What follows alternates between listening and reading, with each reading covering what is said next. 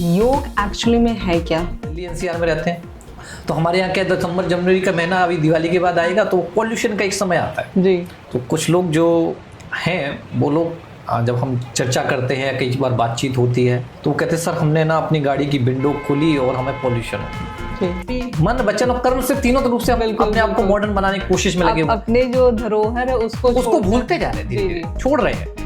आजकल छोटे बच्चों को भी चश्मे लग जा रहे हैं तो उनके आई को प्रोटेक्ट करने के लिए कोई ऐसे आसन योग वेट लॉस में सबसे इफेक्टिव पोजेस कौन से हैं? कोई 5 बैड कॉम्बिनेशन ऑफ फूड्स ऐसे कौन कौन से जो बिल्कुल अवॉइड करने चाहिए? करने में घी को लेके काफी मिसकंसेप्शंस है लोगों में, मतलब घी को लेके अब मैं भी डाउट्स में आ गई हूँ कि मतलब घी खाना इज गुड और बैड फॉर आवर हेल्थ। हरे कृष्णा दोस्तों, स्वागत है आपका वैल्यू ऑफ लाइफ बाय पूजा खुशहाल पॉडकास्ट पे। आज हम लोग बात करेंगे योग के बारे में, योगा के बारे में नहीं, क्योंकि हम इसे हमेशा ही गलत बोलते हैं और शायद इसे करने का तरीका भी हमारा गलत है। तो योग को किस तरीके से अपनी लाइफ में इम्प्लीमेंट किया जाए, तो इसे करने का सही तरीका क्या है, हम क्या क्या गलतियां करते हैं और इससे हम अपनी लाइफ में क्या क्या परिवर्तन ला सकते हैं, तो इसके बारे में सारी जानकारियां देने के लिए आज हमारे साथ योग गुरु हमारे स्टूडियो में मौजूद है अभिषेक जी। आइए आपको उनसे हम मिलवाते हैं। अभिषेक जी, आपका बहुत बहुत स्वागत है। धन्यवाद। अभिषेक जी, मैं चाहती हूँ कि आप हमारे व्यूअर्स को अपने बारे में कुछ बताएं। आप सभी को नमस्कार। जैसा कि पूजा जी ने बताया कि आज योग के बारे में बात होनी है, ना कि योगा के बारे में, और मैं सभी अपने व्यूअर्स से भी कहूँगा कि आप सब लोग इस पूरे वीडियो को देखें और योग को जानने की कोशिश करें और अपने जीवन में योग को अपनाने की भी कोशिश करें। जब हम किसी चीज़ को अपनाते हैं, जब किसी चीज़ को महसूस करते हैं तो हम उसमें आगे बढ़ते हैं जी। उसको महसूस करना हमें ज़रूरी है। मैं पिछले 10-11 साल से गुरुग्राम में योग के रूप में, अपने योग प्रशिक्षक के रूप में, योग गुरु के रूप में, योगाचार्य के रूप में अपनी विभिन्न संस्थानों में सेवाएं दे रहा हूँ। जहाँ जहाँ मुझे लगता है कि मैं समाज में लोगों के बीच में कुछ थोड़ा सा भी अपना अंश योगदान दे सकता हूँ तो उसका मैं प्रयास करता हूँ और चाहता हूँ कि हमारा ये जो हमारी भारत है, हमारी जो राष्ट्र है, ये स्वस्थ रहे, सशक्त रहे और मजबूत रहे, शारीरिक रूप से भी मजबूत रहे और मानसिक रूप से भी। क्योंकि हम किसी भी चीज़ में जब कार्य तभी अच्छे से कर सकते हैं जब हम स्वस्थ होंगे। तो हमें अपने भारत को, अपने लोगों को स्वस्थ रखना है और उसका माध्यम है योग, सिर्फ और सिर्फ योग। सो योग एक्चुअली में है क्या? योग अनुभूति का विषय है, अनुभव का विषय है। कोई कहे कि योग हम चले गए, हमने आधा घंटा कुछ शरीर को तोड़ा मरोड़ा और ऊपर नीचे किए, ट्विस्ट किया, तो आपने योग को नहीं समझा। योग शारीरिक रूप से भी और मानसिक रूप से भी, जब दोनों तरीके से योग को समझा जाता है तब अध्यात्म की ओर, आध्यात्मिक दिशा की ओर, आध्यात्मिक मार्ग की ओर प्रशस्त करता है, माना जाता है। प्रशस्त करता है, हमें आगे बढ़ाता है योग। जो कि हमें योग के बारे में जो कहा गया है महर्षि पतंजलि जी ने, जिन्होंने योग क्या था कि योग पहले बहुत सारे ग्रंथों में कुछ कुछ वर्णन मिलता था। तो जो महर्षि पतंजलि जी हुए, उन्होंने योग को एक भाष्य के रूप में, एक ग्रंथ के रूप में समेटने का प्रयास किया। और योगी जो होते हैं, जो साधु होते हैं, संत होते हैं, अलग अलग माध्यम है उनके पास योग की साधना के माध्यम से समाधि तक जाने, जन्म मृत्यु के मरड़ से इससे बाहर निकलने का। लेकिन हम जैसे योग इस लेवल तक काम करता है। योग बहुत ही अपर है। अगर योग को वास्तव में समझना है, योग को जानना है, तो योग को अंदर तक समझना होगा कि योग है क्या और योग किस तरीके से हमारे जीवन में परिवर्तन करता है, हमारे जीवन के वैल्यू हमारे अंदर लाता है, किस तरीके से हमारे अंदर सामाजिक रूप से भी सशक्त हमें करता है और हमारे अंदर एक इस तरीके के भाव भी उत्पन्न करता है कि हम समाज में रहते हुए मानसिक रूप से, शारीरिक, मानसिक और आध्यात्मिक रूप से भी हम किस तरीके से आगे बढ़ सकते हैं। जैसा कि मैं आपसे बात कर रहा था कि महर्षि पतंजलि जी ने एक भाष्य के रूप में योग को गढ़ने का कार्य किया, उसको उन्होंने पातंजल योग सूत्र का नाम दिया, जिसमें उन्होंने 4 पादों में कहा है, समाधिपाद, साधनापाद, विभूतिपाद, केवलपाद। जैसे हमारे रामायण के ग्रंथ हैं, हमारे महाभारत, गीता या अन्य हमारे जो ग्रंथों के बारे में वर्णन मिलता है, ऐसे ही योग के बारे में उन्होंने कहा है, जिसमें उन्होंने कहा योगस्य चित्तवृत्ति निरोधा, योग के द्वारा चित्त की वृत्तियों का निरोध करना ही योग है। और योग हमारे जैसे गृहस्थ जीवन में किस तरीके से इम्पैक्ट पड़ता है उसके लिए भी उन्होंने कहा है। हमारे जैसे गृहस्थ लोगों को योग अष्टांग योग के रूप में उन्होंने वर्णन किया कि हम जैसे लोग सामान्य जीवन में रहते हुए अपने परिवार, अपने समाज के बीच में रहते हुए भी योग के माध्यम से आध्यात्मिक गति में और समाधि तक हम कैसे जा सकते हैं, उन्होंने इसकी एक परिकल्पना हमारे सामने दी है कि जैसे आम लोगों के लिए, जिसमें उन्होंने कहा है योग को हम सिर्फ क्या समझते हैं कि आसन कर लिया योग है, राइट, जबकि आसन एक पार्ट है योग का। योग अपने आप में एक विस्तार है। अगर उसको शॉर्ट रूप में भी समझे, जिस तरीके से महर्षि पतंजलि जी ने कहा है हमसे कि योग में आसन से भी पहले आता है यम और नियम। मतलब आसन, यम, नियम, आसन, प्राणायाम, प्रत्याहार, धारणा, ध्यान, फिर समाधि। तो यम क्या है? यम क्या है, ये बड़ी बात है।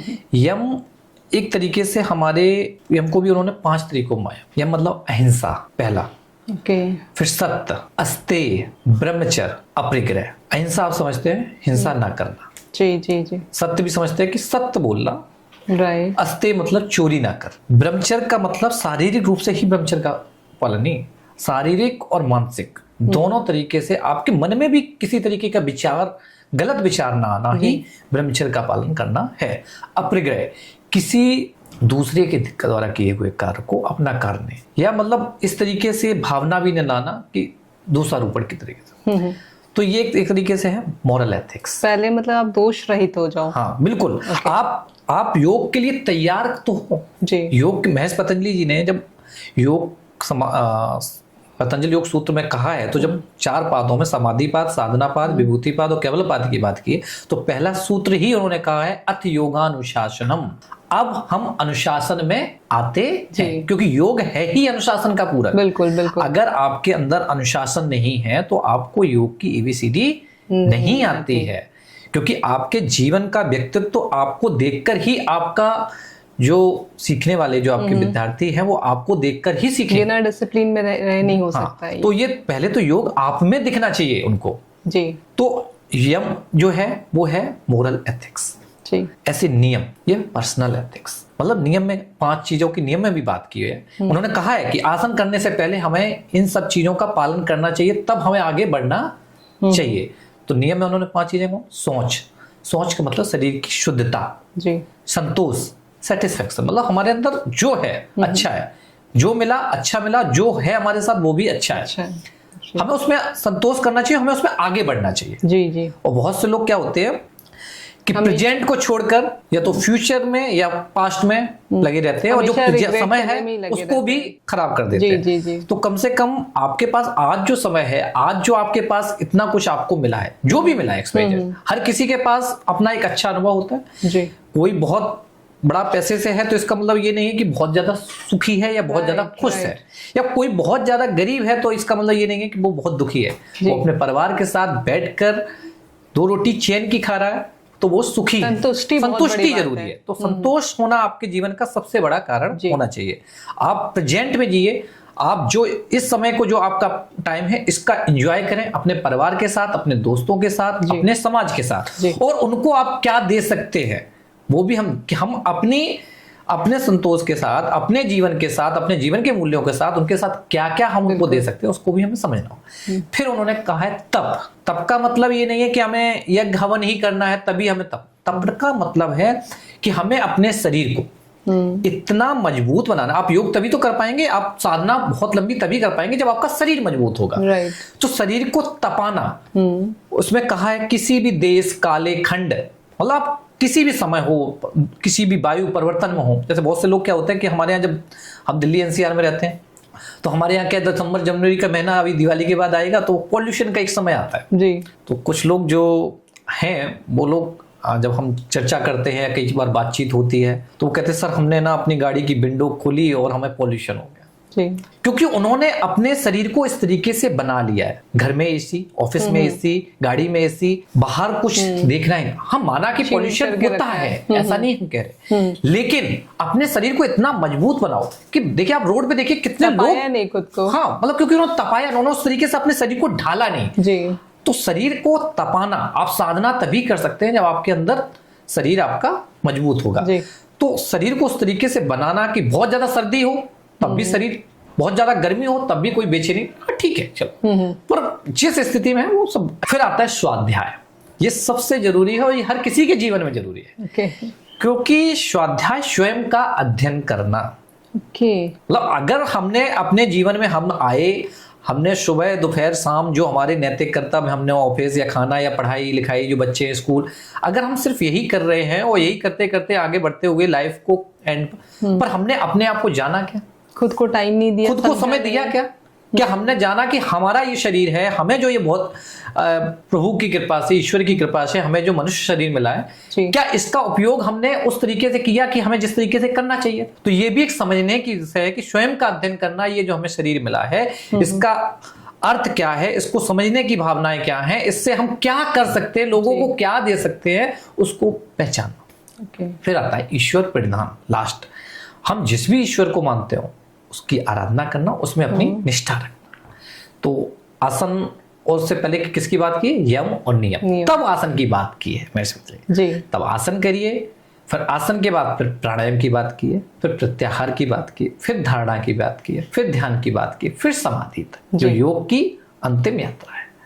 तो जैसे आपने योग को इतना डिटेल में बताया, इसका वर्णन किया, लेकिन आज के टाइम में लोगों के पास इतना समय नहीं है कि वो इतना समय दे, या लोगों में इतना पेशेंस नहीं है, तो वो कैसे इन चीजों को फॉलो कर सकते हैं? एक्चुअली वर्तमान समय में तो योग तो रह ही नहीं गया है।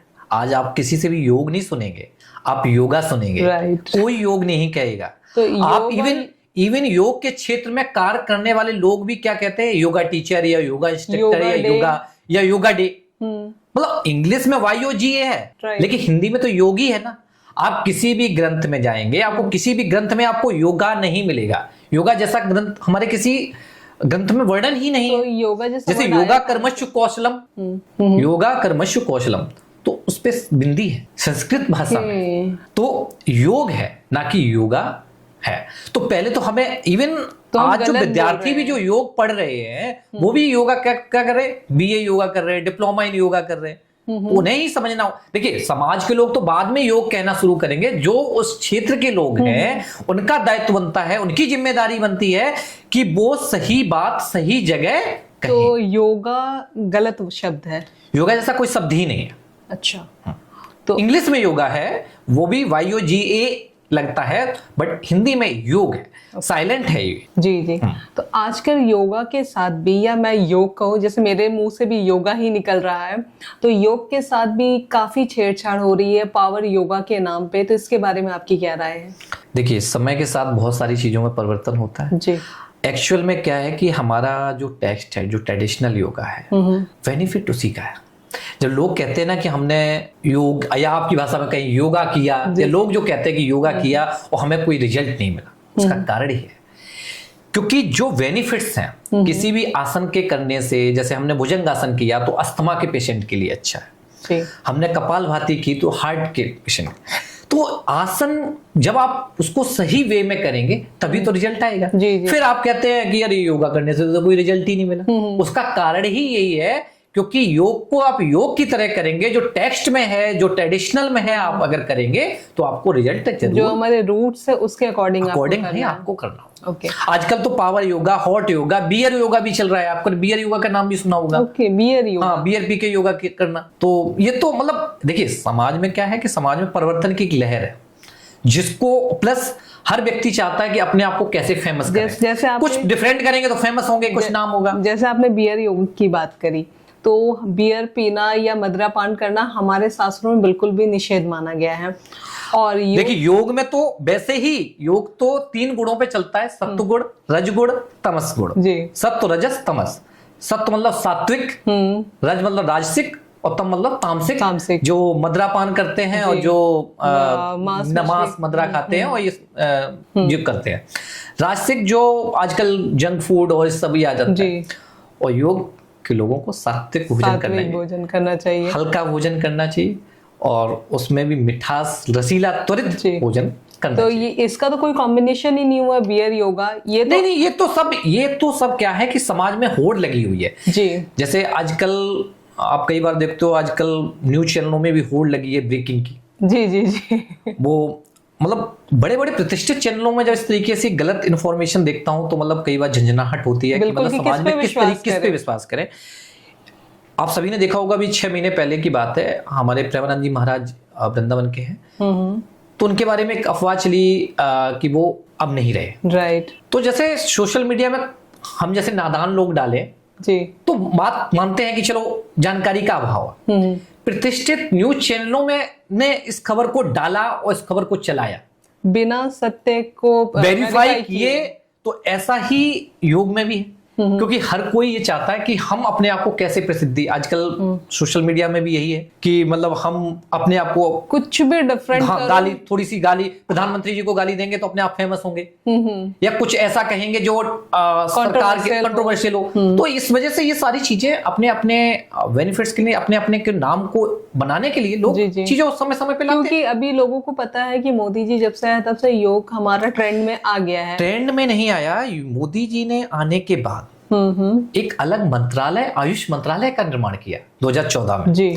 और आयुष मंत्रालय जिसके अंदर योग, नेचुरोपैथी, पंचकर्मा, ये सारे विषय आए जिनको समेटा गया, आज इनकी विश्व स्तर पे बात होती है। 2015 में पहला वर्ल्ड योग डे मनाया गया, विश्व योग दिवस मनाया गया, जिसको यूएन में मोदी जी ने रखा और 184 देशों ने समर्थन किया जी। और हर अभी लेटेस्ट 11वां अंतर्राष्ट्रीय योग दिवस आयोजन हुआ था 21 जून को, और जिसको मतलब आज आप देखिए कि बाहर के लोग कितनी शिद्दत से और कितने मतलब इसके बेनिफिट्स देख रहे हैं। उनका जो सीखने का क्रेज है, आप इवन ऋषिकेश जाइए, आप अन्य संस्थानों में योग में, हमारे यहाँ मैंने केवल हमसे पोस्ट ग्रेजुएट डिप्लोमा इन योग में किया, वहां पे फॉरेनर्स बहुत सारे हैं। आप उनकी चाह देखिए, वो धीरे धीरे एक एक चीज को समझते हैं, वो हमारी संस्कृति को फॉलो करते हैं, हमारे ज्ञान को फॉलो करते हैं, और हम क्या करते हैं, हम अपोजिट होते जा रहे हैं। बिल्कुल, हम मॉडर्न होते जा रहे हैं, और मॉडर्न सिर्फ मन से ही नहीं हो रहे हैं, शारीरिक रूप से भी, मन, वचन और कर्म से, तीनों रूप से हम अपने आप को मॉडर्न बनाने की कोशिश में लगे हुए, अपने जो धरोहर है उसको भूलते जा रहे हैं, धीरे धीरे छोड़ रहे हैं। और जबकि हमारी जो संस्कृति है, हमारी जो विरासत है, ये इसका मतलब वर्णन नहीं किया जा सकता है। भारतीय संस्कृति सबसे अभूतपूर्व है, बिल्कुल, जिसका मतलब जिसको लोग फॉलो करते हैं और लोग मानते हैं इसको, कि मतलब कि जो हम लोग तो वसुधैव कुटुंबकम की बात करते हैं, पूरा विश्व हमारा है, हमारा परिवार है, लेकिन हमारी जो संस्कृति है, अगर कोविड आया, मतलब आप विश्वास करेंगे, हमारे यहाँ 140 करोड़ लोग, और लोग कहते हैं कि भारत में अशिक्षित लोग हैं, लेकिन क्या हमारे यहाँ उतना डेथ ऑफ रेशियो रहा? नहीं रहा ना, बिल्कुल नहीं। अमेरिका, ऑस्ट्रेलिया, ये शिक्षित है, इनके पास मेडिकल साइंस भी बहुत ज्यादा है, लेकिन डेथ रेशियो इनमें देशों में क्यों ज्यादा रहा? उसका कारण यही है क्योंकि हमारे यहाँ परिवार है, कुटुंब है, हम परिवार में बिलीव करते हैं, हम एक दूसरे के मिलने में बिलीव करते हैं, हमारी संस्कृति को एक दूसरे से जोड़ते हैं, और ये लोग अपनी संस्कृति में है ही नहीं है, क्योंकि इनकी संस्कृति ही ये सिखाती है कि 1 to 1।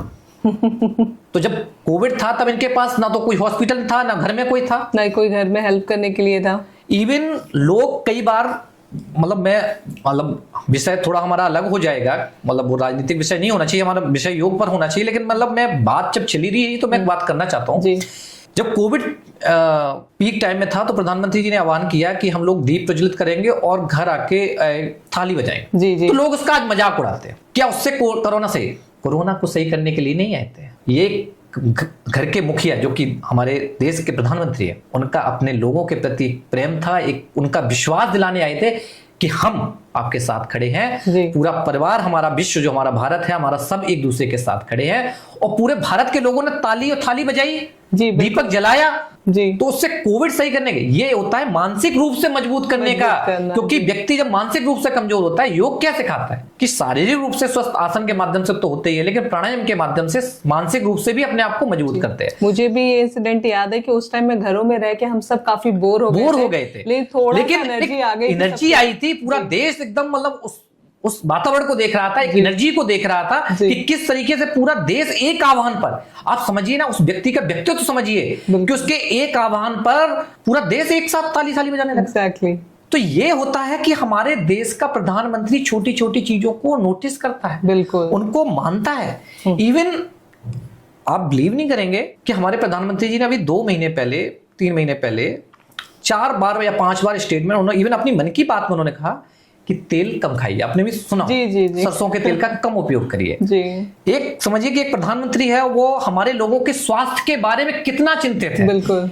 क्योंकि उनका मानना यही है, उनका मानना ये कि हमारा ये परिवार है, जब ये कम ऑयल खाएगा तो इसके अंदर कम फैटी जाएगा, ये बीमारियां कम होंगी, और जब ये स्वस्थ रहेंगे, फिट होंगे, तो ये काम दुगनी गति से करेंगे, जो कि हमारे भारत की अर्थव्यवस्था और भारत के लोगों को ऊपर ले जाने में अहम योगदान। जब हम बीमार होंगे तो हम काम भी कम गति से करेंगे। बिल्कुल। लेकिन लोग उसका भी मजाक उड़ाते हैं। तो समझने के भाव है जी। कि आप उसको किस तरीके से ले रहे हैं, किस तरीके से समझ रहे हैं। वैसे ही योग है कि योग को आप सिर्फ हम 1 घंटे की क्लास योगा, हमें अपने दोस्तों को अपने, या आजकल लोग योग इसलिए भी करते हैं क्योंकि एक माहौल बना रखे हैं, अरे हमने एक योगा टीचर हायर कर रखा है, हमारे यहाँ योगा टीचर आता है। आजकल जिम में भी योगा कराते हैं, जिम में भी योगा कराते हैं। लेकिन क्या वो योग उस तरीके से योग सीखने के भाव से कर रहे हैं?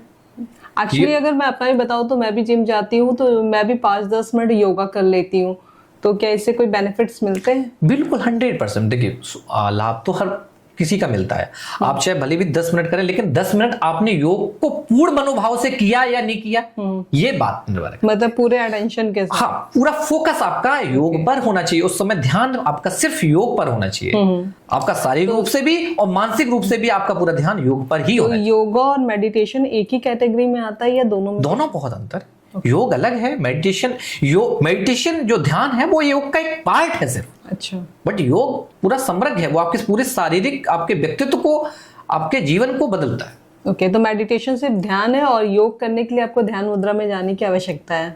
बिल्कुल, मतलब ध्यान नहीं, आपको अवेयरनेस रहने की आवश्यकता है। आपको ब्रेथ अवेयरनेस, अपनी जो आप आसन कर रहे हैं उसकी प्रक्रिया पर आपका ध्यान होइए कि मतलब आप एक साइड बेंडिंग कर रहे हैं तो आपका ध्यान आपकी बॉडी को स्ट्रेच करते हुए कौन से मसल्स आपके स्ट्रेच हो रहे हैं, कौन सा शोल्डर पे आपके इफेक्ट पड़ रहा है, कौन से लेग्स पे आपके इफेक्ट कर रहा है। आप जब फॉरवर्ड बेंडिंग कर रहे हैं तो आपकी हैमस्ट्रिंग मसल से स्ट्रेच कर रही है, उसको फील करने का है, अनुभव का विषय है। तो अभी आज के टाइम में एक बच्चे से लेकर एक बड़े तक की बात करें तो मॉर्निंग में सबकी लाइफ बहुत बिजी है। किसी को स्कूल जाना है, किसी को ऑफिस जाना है, बहुत सारी चीजें होती है। तो इंसान अपनी दिनचर्या की शुरुआत कैसे करे कि उसका पूरा दिन हेल्दी गुजरे?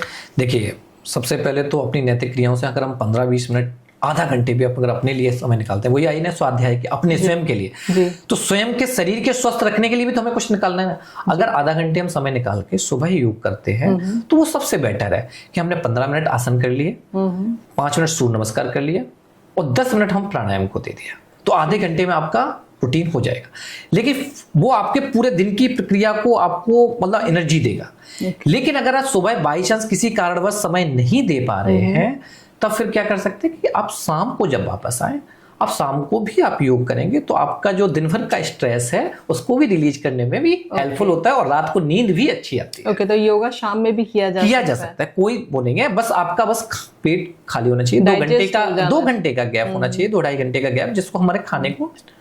तो बच्चों के लिए सबसे पहले क्या करना चाहिए? बच्चों में हमें योग की आदत डालनी चाहिए, क्योंकि अगर बच्चों में बचपन से ही योग की आदत होगी तो उनकी जो आज के समय में किसी भी चीज पर कंसंट्रेशन होना, फोकस ना होना, ये सबसे बड़ा कारण है। क्योंकि बच्चों का किसी भी चीज पर एक बार चीज में मन ही नहीं लगता उनका, क्योंकि उनका एकाग्रता में उनकी कमी है। तो जब वो योग करेंगे, योग को सीखेंगे, अब योग बच्चों को ऐसा तो है नहीं कि हम ऐसे ही आपसे कहें कि चलो सूर्य नमस्कार को, उनको फनी वे में सिखाना, उनको कुछ आसनों को थोड़ा मॉडिफाई, जैसे उनको नौकासन कराना, बोट पोज कराना, चाइल्ड पोज करवाना, उनको वृक्षासन करवाना, फनी पोज, नटराज आसन कराना, तो ना थोड़ा अच्छा लगे, एंटरटेन करें और धीरे धीरे योग की पद्धति में अपने आप को ढालें। ओके। आजकल छोटे बच्चों को भी चश्मे लग जा रहे हैं, तो उनके आई को प्रोटेक्ट करने के लिए कोई ऐसे आसन, योग? हाँ, योग है, लेकिन योग से पहले हमें अपने बच्चों को मोबाइल से भी एडिक्शन, जो मोबाइल का एडिक्शन हमारे जीवन में जो धीरे धीरे ग्रहण करते हैं, हम लोग भी अपने जीवन में ग्रहण, कुछ चीजें तो ऐसी हो गई हैं कि मजबूरी बस ग्रहण कर। आजकल कोई भी सूचना है वो व्हाट्सएप पे मिलती है हमको, जी, तो पता नहीं 5-10 मिनट बाद कौन सी सूचना हो, तो वो बच्चों को लगता है कि पेरेंट्स तो फोन खुद ही यूज कर ही रहे, तो हम क्यों ना करें। जी। लेकिन उसके अलावा भी अगर जैसे ऐसा कोई समस्या है तो त्राटक योग की सबसे अच्छी विधि है, जो त्राटक, जो कैंडल सामने, जो उसकी एक प्रारंभिक क्रिया कैंडल के साथ है, मतलब बिगिनर्स के लिए सिखाने के लिए। उस पे क्या होता है कि कैंडल्स जलाई, लाइट की रोशनी पे सामने कंटिन्यूअसली देखना होता है और तब तक देखना होता है जब तक आपकी आंख से आंसू ना आ जाए। जैसे ही आंख में आंसू आए वैसे ही पलक बंद करके थोड़ी देर रिलैक्स करना। लेकिन आप ये विगनेस है शुरुआती बाद में आप किसी के भी साथ आप किसी एक बिंदु पर भी फोकस कर सकते हैं, आप बिना पलक झपकाए। आप मतलब कहते हैं ना सूर्य के साथ आप लोग करने का प्रयास करते तो हैं। ये कितने दिनों तक करना होता है? देखिए ये निरंतर चलने वाली चीजें हैं। योग कोई जो कहे कि हमने 1 महीने कर लिया फिर छोड़ दिया, योग में कहा भी गया है, योग जो है उसमें कहा गया सतुदीर्घ काल निरंतर सतिकारा सेवितो दृढ़ भूमि। सतुदीर्घ काल धीरे धीरे निरंतर की प्रक्रिया है। आप सोचो कि आज कर लिया फिर 2 दिन बाद कर लिया फिर कर लिया, नहीं। ये जीवन के हमारे एक सिद्धांत के रूप में हमारे एक वैल्यू एडेड की चीज में हमारे ऐड होना चाहिए कि हमें अपने लिए आधे घंटे का समय योग के लिए, अपने स्वस्थ होने के लिए, अपने परिवार के बीच में परिवार को स्वस्थ रखने के लिए, सभी के लिए योग जरूरी है। और हमें आधा घंटा योग करना है। हमें मेडिकल साइंस या आज के समय में जो बीमारियां बहुत सारी चल गई हैं उनसे बचने के लिए भी योग हमारे लाइफ के लिए जरूरी है, तो हमें ये करना ही है। तो योग के बारे में ये भी कहा जाता है कि ये कई तरह की बीमारियों से भी आपको दूर करता है। तो योग किस तरह के परिवर्तन लाता है हमारे लाइफ में? सबसे पहले तो कहें तो योग हमारे अंदर एकाग्रता, और जो लोग गुस्सा करते हैं उनके अंदर शांति, अवेयरनेस इस तरीके से आती है। क्योंकि रीजन क्या होता है, जब हम योग को जीते हैं, जब हम योग को अनुभव करते हैं, योग को महसूस करते हैं, तो योग की जो ललाहट है वो आपके चेहरे पर दिखने लगती है जी। वो योग अपने आप में धीरे धीरे आपके शरीर में परिवर्तन शुरू कर देता है। तो योग आप निरंतर अपने जीवन में करिए और उसको महसूस करिए। ओके, ललाहट मीन्स आप ग्लो मतलब जो लोग आजकल स्किन योगा बोलते हैं, स्किन ग्लो के लिए ज्यादातर हमारी बहनें या माता शक्ति लोग होती है, वो लोग ज्यादा इस तरीके उनका से भी कुछ क्वेश्चन आया था कि ग्लोई स्किन के लिए भी आप कुछ पूछना कि क्या योग करें। हाँ, स्किन ग्लो के लिए हमें फेस योग करना चाहिए। फेस योग पर हम जब करते हैं तो हमारे चेहरे पर चमक रहती है और चेहरा हमारा उद्दीप्त होता है। साथ में कुछ शुद्धि क्रियाएं भी हैं। आपने जैसे जल नीति के बारे में सुना हो, जी। जल नीति है, सूत्र नीति है, ये भी हमारे फेस ग्लो में, हमारे बॉडी में इफेक्ट डालती है। अच्छा, जल नीति फेस ग्लो में भी इफेक्ट डालती है। और जल नीति शायद अस्थमा पेशेंट के लिए जिनको ब्रीदिंग प्रॉब्लम होती है, ब्रीदिंग, क्योंकि वो हमारे नोस्ट्रल्स को क्लीनिंग करती है, हमारे दोनों नोस्ट्रल्स को क्लियर करती है। और जिनको कोल्ड बहुत जल्दी होता है उनके लिए भी बहुत अच्छा है। साइनस की प्रॉब्लम जिनको रहती है उनके लिए बहुत अच्छा है। अच्छा, तो कोल्ड से मुझे याद आया कि अभी बहुत ही बुरा इंसिडेंट हुआ जो कफ सिरप से बच्चों की मौतें हो गई। जी, अभी शायद ये न्यूज़ मैंने सुना है छत्तीसगढ़ में शायद में बहुत ज्यादा, मतलब कई राज्यों में सुनने में आया। छत्तीसगढ़ में शायद में 187 के समथिंग ऐसी कुछ संख्या, मतलब एग्जैक्ट नहीं मुझे याद है। बड़ा हादसा है। एक्चुअली क्या है कि मार्केट में बहुत सारी कंपनियां हैं जी। हमारे लिए ये पहचानना मुश्किल है कि कौन सही है और कौन गलत है। तो इसमें सरकार को भी ध्यान देना होगा कि भाई अगर कोई समस्या होगी तो लोग दवाई तो लेंगे, बिल्कुल। तो पर वो दवाई क्या सही है, क्या ऑथेंटिक है, ये जिम्मेदारी सरकार की है कि सरकार लोगों तक सही दवाई, गलत लोगों तक लाइसेंस ना पहुंचे, गलत लोग उस तरीके की सब चीजों को ना बनाए। प्लस हमें अपने बच्चों में योग को ढालना, अपने उनकी लाइफ में इम्यूनिटी को स्ट्रॉन्ग करना और उनके शरीर को इस तरीके से स्ट्रॉन्ग करना कि वो हर वातावरण को एडजस्ट कर सके। कहने का तात्पर्य ये कि हमारे यहाँ क्या होता है कि आज के टाइम में बच्चे को हल्की सी भी सर्दी जुकाम हुई तो हम तुरंत उसे कफ सिरप दे देते हैं। शायद ये हमारे लिए भी बहुत इजी होता है। हमें कोशिश ये करना चाहिए कि उससे पहले हमें कुछ नेचुरल चीजें, घरेलू गुनगुना पानी है, शहद है, इवन एक सितोप्लाद आता है, डाबर सितोप्लादी। अच्छा। सितोप्लादी का चूरन अगर हनी के साथ मिला के और बच्चों को अगर हम दें तो वो कफ में बहुत रिलीफ देता है। तो उसको हम दे सकते हैं। साथ में हल्का गुनगुना पानी लें और कुछ गरारा टाइप में करें जो हमारे शरीर को खांसी जुकाम से, इवन अगर कोल्ड है और अगर वो है तो एक दंड की प्रक्रिया होती है। एक्चुअली योग जो है वो 3 चीजों को बीमारियां मानता है कि अगर 3 चीजें आपके शरीर में डिस्टर्ब हैं तो आपको कोई ना कोई समस्या या कोई ना कोई प्रॉब्लम है। बात, पित्त, कफ। बात मतलब शारीरिक रूप से, मतलब हड्डी में या कोई वैसी चीज प्रॉब्लम है तो बात। पित्त मतलब पेट से रिलेटेड समस्या। कफ मतलब गले से संबंधित। तो उसके लिए वही है कि हमें जो हमारी दंड, एक एक्चुअली योग में हम जब बात करते हैं तो योग में ऐसे ही बहुत सारे ऋषि हुए जिन्होंने अपने अपने समय पे चीजों को लिखा है। ऐसे एक खट प्रदीप का है जिन्होंने स्वामी स्वात्माराम जी ने योग के बारे में कहा है। उन्होंने उसमें आसन, प्राणायाम, मुद्रा और नादानुसंधान की बात की। ऐसे एक ग्रहण मुनि हुए हैं, उन्होंने ग्रहण संहिता लिखी है। उन्होंने उसमें आसन से भी पहले शुद्धि क्रिया की बात की है। तो शुद्धि क्रियाएं जो हमारे शरीर को क्लीनिंग करती हैं, प्रोसेस करती है, तो उन्होंने कहा है कि सबसे पहले शुद्धि क्रिया, षटकर्म जिसको कहते हैं, फिर आसन करना चाहिए। जैसे महेश पतंजलि ने आसन करने से पहले यम और नियम की बात की है। तो 6 तरीके की हमारी शुद्धि क्रिया होती है, नेति, बस्ती, नौली, त्राटक, कपालभाति, ये 6 हमारी शुद्धि क्रिया होती है। इवन लोग कपालभाति को भी प्राणायाम समझते हैं, जबकि कपालभाति प्राणायाम नहीं है। कपालभाति एक शुद्धि क्रिया प्रक्रिया है जो शरीर को शुद्ध करती है जी। तो चूंकि प्राणायाम के साथ करते हैं तो उसको प्राणायाम माना जाता है, लेकिन वो शुद्धि क्रिया है, षटकर्म है। तो पहले के टाइम में अगर मैं बहुत पहले की बात करूँ, जब यहाँ पे अंग्रेजी दवा नहीं होती थी, तो हमारे यहाँ आयुर्वेदा में ही सारी चीजों का इलाज था। आज भी है, आज भी आयुर्वेद उतना ही कारगर है जो पहले था। पर समस्या क्या है कि हमारे यहाँ जो 2 चीजों की समस्या है। एक तो हमारे यहाँ जो वैदिक काल से जो हमारे यहाँ वो परंपरा थी शिक्षा या गुरुकुल की, वो श्रुति परंपरा थी। हम लिखने में बिलीव नहीं करते थे। तो हमने उन सब चीजों को टेक्स्ट में उतना अच्छे से हमने लिखा नहीं। या हमारे टेक्स्ट थे भी, कुछ ग्रंथ थे, वो नालंदा विश्व का जब हमारा विश्वविद्यालय जब जलाया गया तो उसमें बहुत सारे टेक्स्ट हमारी ग्रंथ चले। पहले क्या होता था, हमारे नाड़ी देख के लोग बता देते हैं कि इसके अंदर क्या है जी जी। पर आज वो डेवलप नहीं हो पाया बिल्कुल। और या पुराने लोगों की उनकी जिम्मेदारी थी कि नए लोगों में वो चीजें डेवलप करने की, तो वो या तो उन्होंने नहीं डिलीवर कर पाई या हमने नहीं सीख पाई। दोनों में ही कहीं ना कहीं मिस गैप रहा है। ऐसा ही आयुर्वेद के मामले में है कि आयुर्वेद के बहुत अच्छे लोग हैं, आयुर्वेद के बहुत अच्छे जानकार हैं। आज भी आयुर्वेद के माध्यम से आपको कैंसर तक में भी सफल ट्रीटमेंट कर रहे हैं। इवन योग के माध्यम से भी सफल ट्रीटमेंट लोग कर रहे हैं।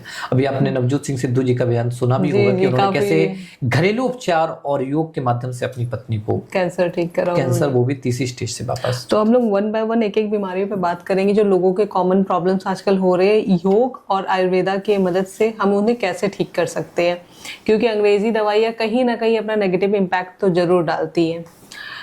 आजकल लोगों को हाई बीपी की बहुत प्रॉब्लम है, तो हाई बीपी को कैसे ठीक किया जा सकता है? अनुलोम विलोम का अभ्यास करें, प्राणायाम का अभ्यास करें। वो आपके शरीर में एनर्जी भी देता है और साथ में हमारे अंदर एक ऊर्जा का प्रभाव भी संचार करता है और हमारे शरीर को मेंटेन करता है, बैलेंस करता है। अनुलोम विलोम एक नाड़ी शोधन प्राणायाम है जिसको लेफ्ट नोस्ट्रल से इनहेल करके कुंभक का भी उपयोग करते हैं और फिर राइट नोस्ट्रल से एक्सहेल, फिर राइट नोस्ट्रल से इनहेल, फिर कुंभक लगाते हैं, फिर लेफ्ट से एक्सहेल करते हैं। ये हाई बीपी में भी इफेक्टिव कंट्रोल करता है। लेकिन अब अनुलोम विलोम है क्या, समझने वाली है। अनुलोम विलोम एक नाड़ी शोधन प्राणायाम जिसको 1:2 के रेशियो से किया जाता है। 1:2 क्या है, समझने वाली बात है कि इनहेल जिसको पूरक बोलते हैं, ब्रेथ होल्ड जिसको कुंभक बोलते हैं, और एक्सहेल जिसको रेचक बोलते हैं। मतलब 20 सेकंड में श्वास को लेना, 80 सेकंड श्वास को होल्ड करना, 40 सेकंड श्वास को छोड़ना। कितना हो गया? 2 मिनट 20 सेकंड में एक बार श्वास ली और एक बार श्वास छोड़ी।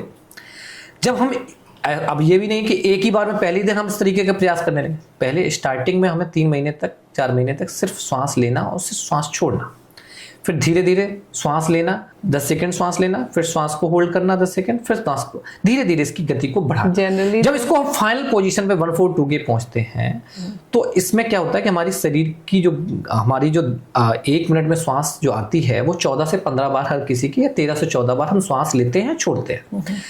पर हम जब इसको इस तरीके से अनुलोम विलोम के डेली अभ्यास से करते हैं तो हमारी जो श्वास की गति है वो गहरी हो जाती है। तो जो हम श्वास 14 से 15 बार ले रहे थे वो कहीं ना कहीं 10 से 11 या 9 से बार मतलब 3-4 श्वास हमने अपनी को सेव की। जब हमने 1 मिनट में 3 से 4 श्वास सेव की तो 24 घंटे में कितनी, 1 घंटे में कितनी की, फिर 24 घंटे में कितनी की, फिर 1 साल में कितनी की। तो ऐसे तभी कहते हैं ना योगियों की आयु क्यों लंबी होती है। उसका कारण एक योग होता है कि योग और आयुर्वेद जो मानता है, हम लोग मनी सेव करने में लगे हैं, यहाँ पे श्वासों को सेव कर रहे हैं। यस यस यस, श्वासों को सेव करके अपनी आयु को बढ़ा रहे हैं। और इस रेशियो के बारे में शायद बहुत कम लोगों को पता होगा। एक्चुअली वही है ना, वो जो योगा हम कर रहे हैं, हम योग तो कर ही नहीं रहे ना। योग को सीखना ही नहीं चाह रहे, योग को समझना ही नहीं चाह रहे। जब योग को हम समझेंगे नहीं, योग को हम जानेंगे ही नहीं, तो फिर हम उस तरीके से पहुंच भी नहीं सकते। मैं भी अनुलोम विलोम करती हूँ, लेकिन मुझे भी इस रेशियो के बारे में पता नहीं था। चलिए आज आपको पता चला, कल से आप भी ट्राई करिए। आप जब उसको करेंगे, आप जब कुंभक के साथ उसको लगाएंगे और फिर उसके बाद आप बताएंगे कि रिजल्ट में क्या परिवर्तन है, हमारे दैनिक जीवन के दैनिक चर्या में कैसा परिवर्तन हुआ। बिल्कुल बिल्कुल, हमारे वीडियो के माध्यम से शायद जो लोग इसे फॉलो नहीं कर रहे होंगे वो भी फॉलो करना स्टार्ट। लेकिन उनसे मैं यही कहना चाहूंगा, आप अगर बिगिनर्स हैं तो आपको स्टार्टिंग में सेम रेशियो पर नहीं जाना, धीरे धीरे अपनी प्रैक्टिस में लाना है चीजों को। योग में कहा भी गया स्थिर सुखम आसनम, कोई भी आसन जल्दबाजी में नहीं करना। आप सोचो कि हम एक ही दिन में पूरा आसन कर ले, स्थिर सुखम आसन, स्थिरता और सुख की अनुभूति आए तब तक आसन। बहुत से लोग आजकल योग में आपने देखा होगा जिम्नास्ट चल रहा है, जिम्नास्टिक, शरीर तोड़े दे रहे, पूरा घुमाए दे रहे हैं। मतलब योग को भाई योग ही रहने दो, योग को क्यों आप उसमें वो कर रहे हो। बिल्कुल, वो जिम्नास्ट अलग है, उसका पार्ट बनने दो उसको। आजकल आजकल चैंपियनशिप आ गई है।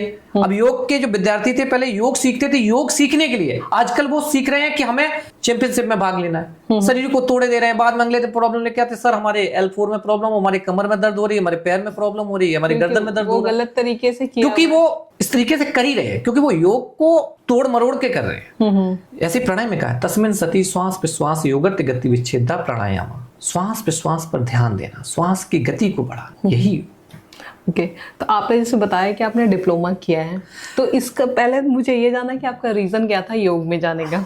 हाँ, ये एक वैलिड क्वेश्चन है कि मतलब मेरी फील्ड क्या। मेरा एक्चुअली क्या था, मैंने ग्रेजुएशन मेरा मैथ्स से है, फिजिक्स और मैथ्स से। ओके, छत्रपति साहू जी महाराज यूनिवर्सिटी कानपुर से मैंने वो किया। उसके बाद फिर मैं एनडीए और सिविल सर्विसेज की तैयारी कानपुर में ही कर रहा था। और एनडीए का मैंने उस समय सीडीएस का पेपर दिया था, एनडीए का उससे पहले दिया था। एनडीए का पेपर क्लियर नहीं हुआ, फिर सीडीएस का दिया, वो भी नहीं हुआ।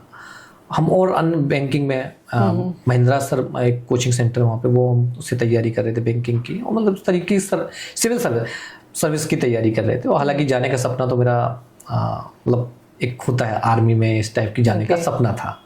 वो भी मैंने एक दो भर्ती भी देखी, पर मुझे योग के बारे में पता चला। और योग में भी मुझे केवलधाम योग संस्थान से योग करने का अवसर मिला। ये मेरे जीवन का सौभाग्य है, जिस संस्थान ने अभी 2023 में ही अपने 100 वर्ष पूर्ण किए हैं। वो संस्थान ऐसा संस्थान है जिसपे रिसर्च होती है, लोग योग पे रिसर्च होती है। वो पहला संस्थान ऐसा है। मतलब उस तरफ घुमाव कैसे हुआ? आप उससे पहले से योग से जुड़े हुए? नहीं, मैंने मतलब उससे पहले तो मैं कभी योग करता भी नहीं था। ओके, मतलब और मैं योग को करता भी नहीं था, योग को मानता भी नहीं था।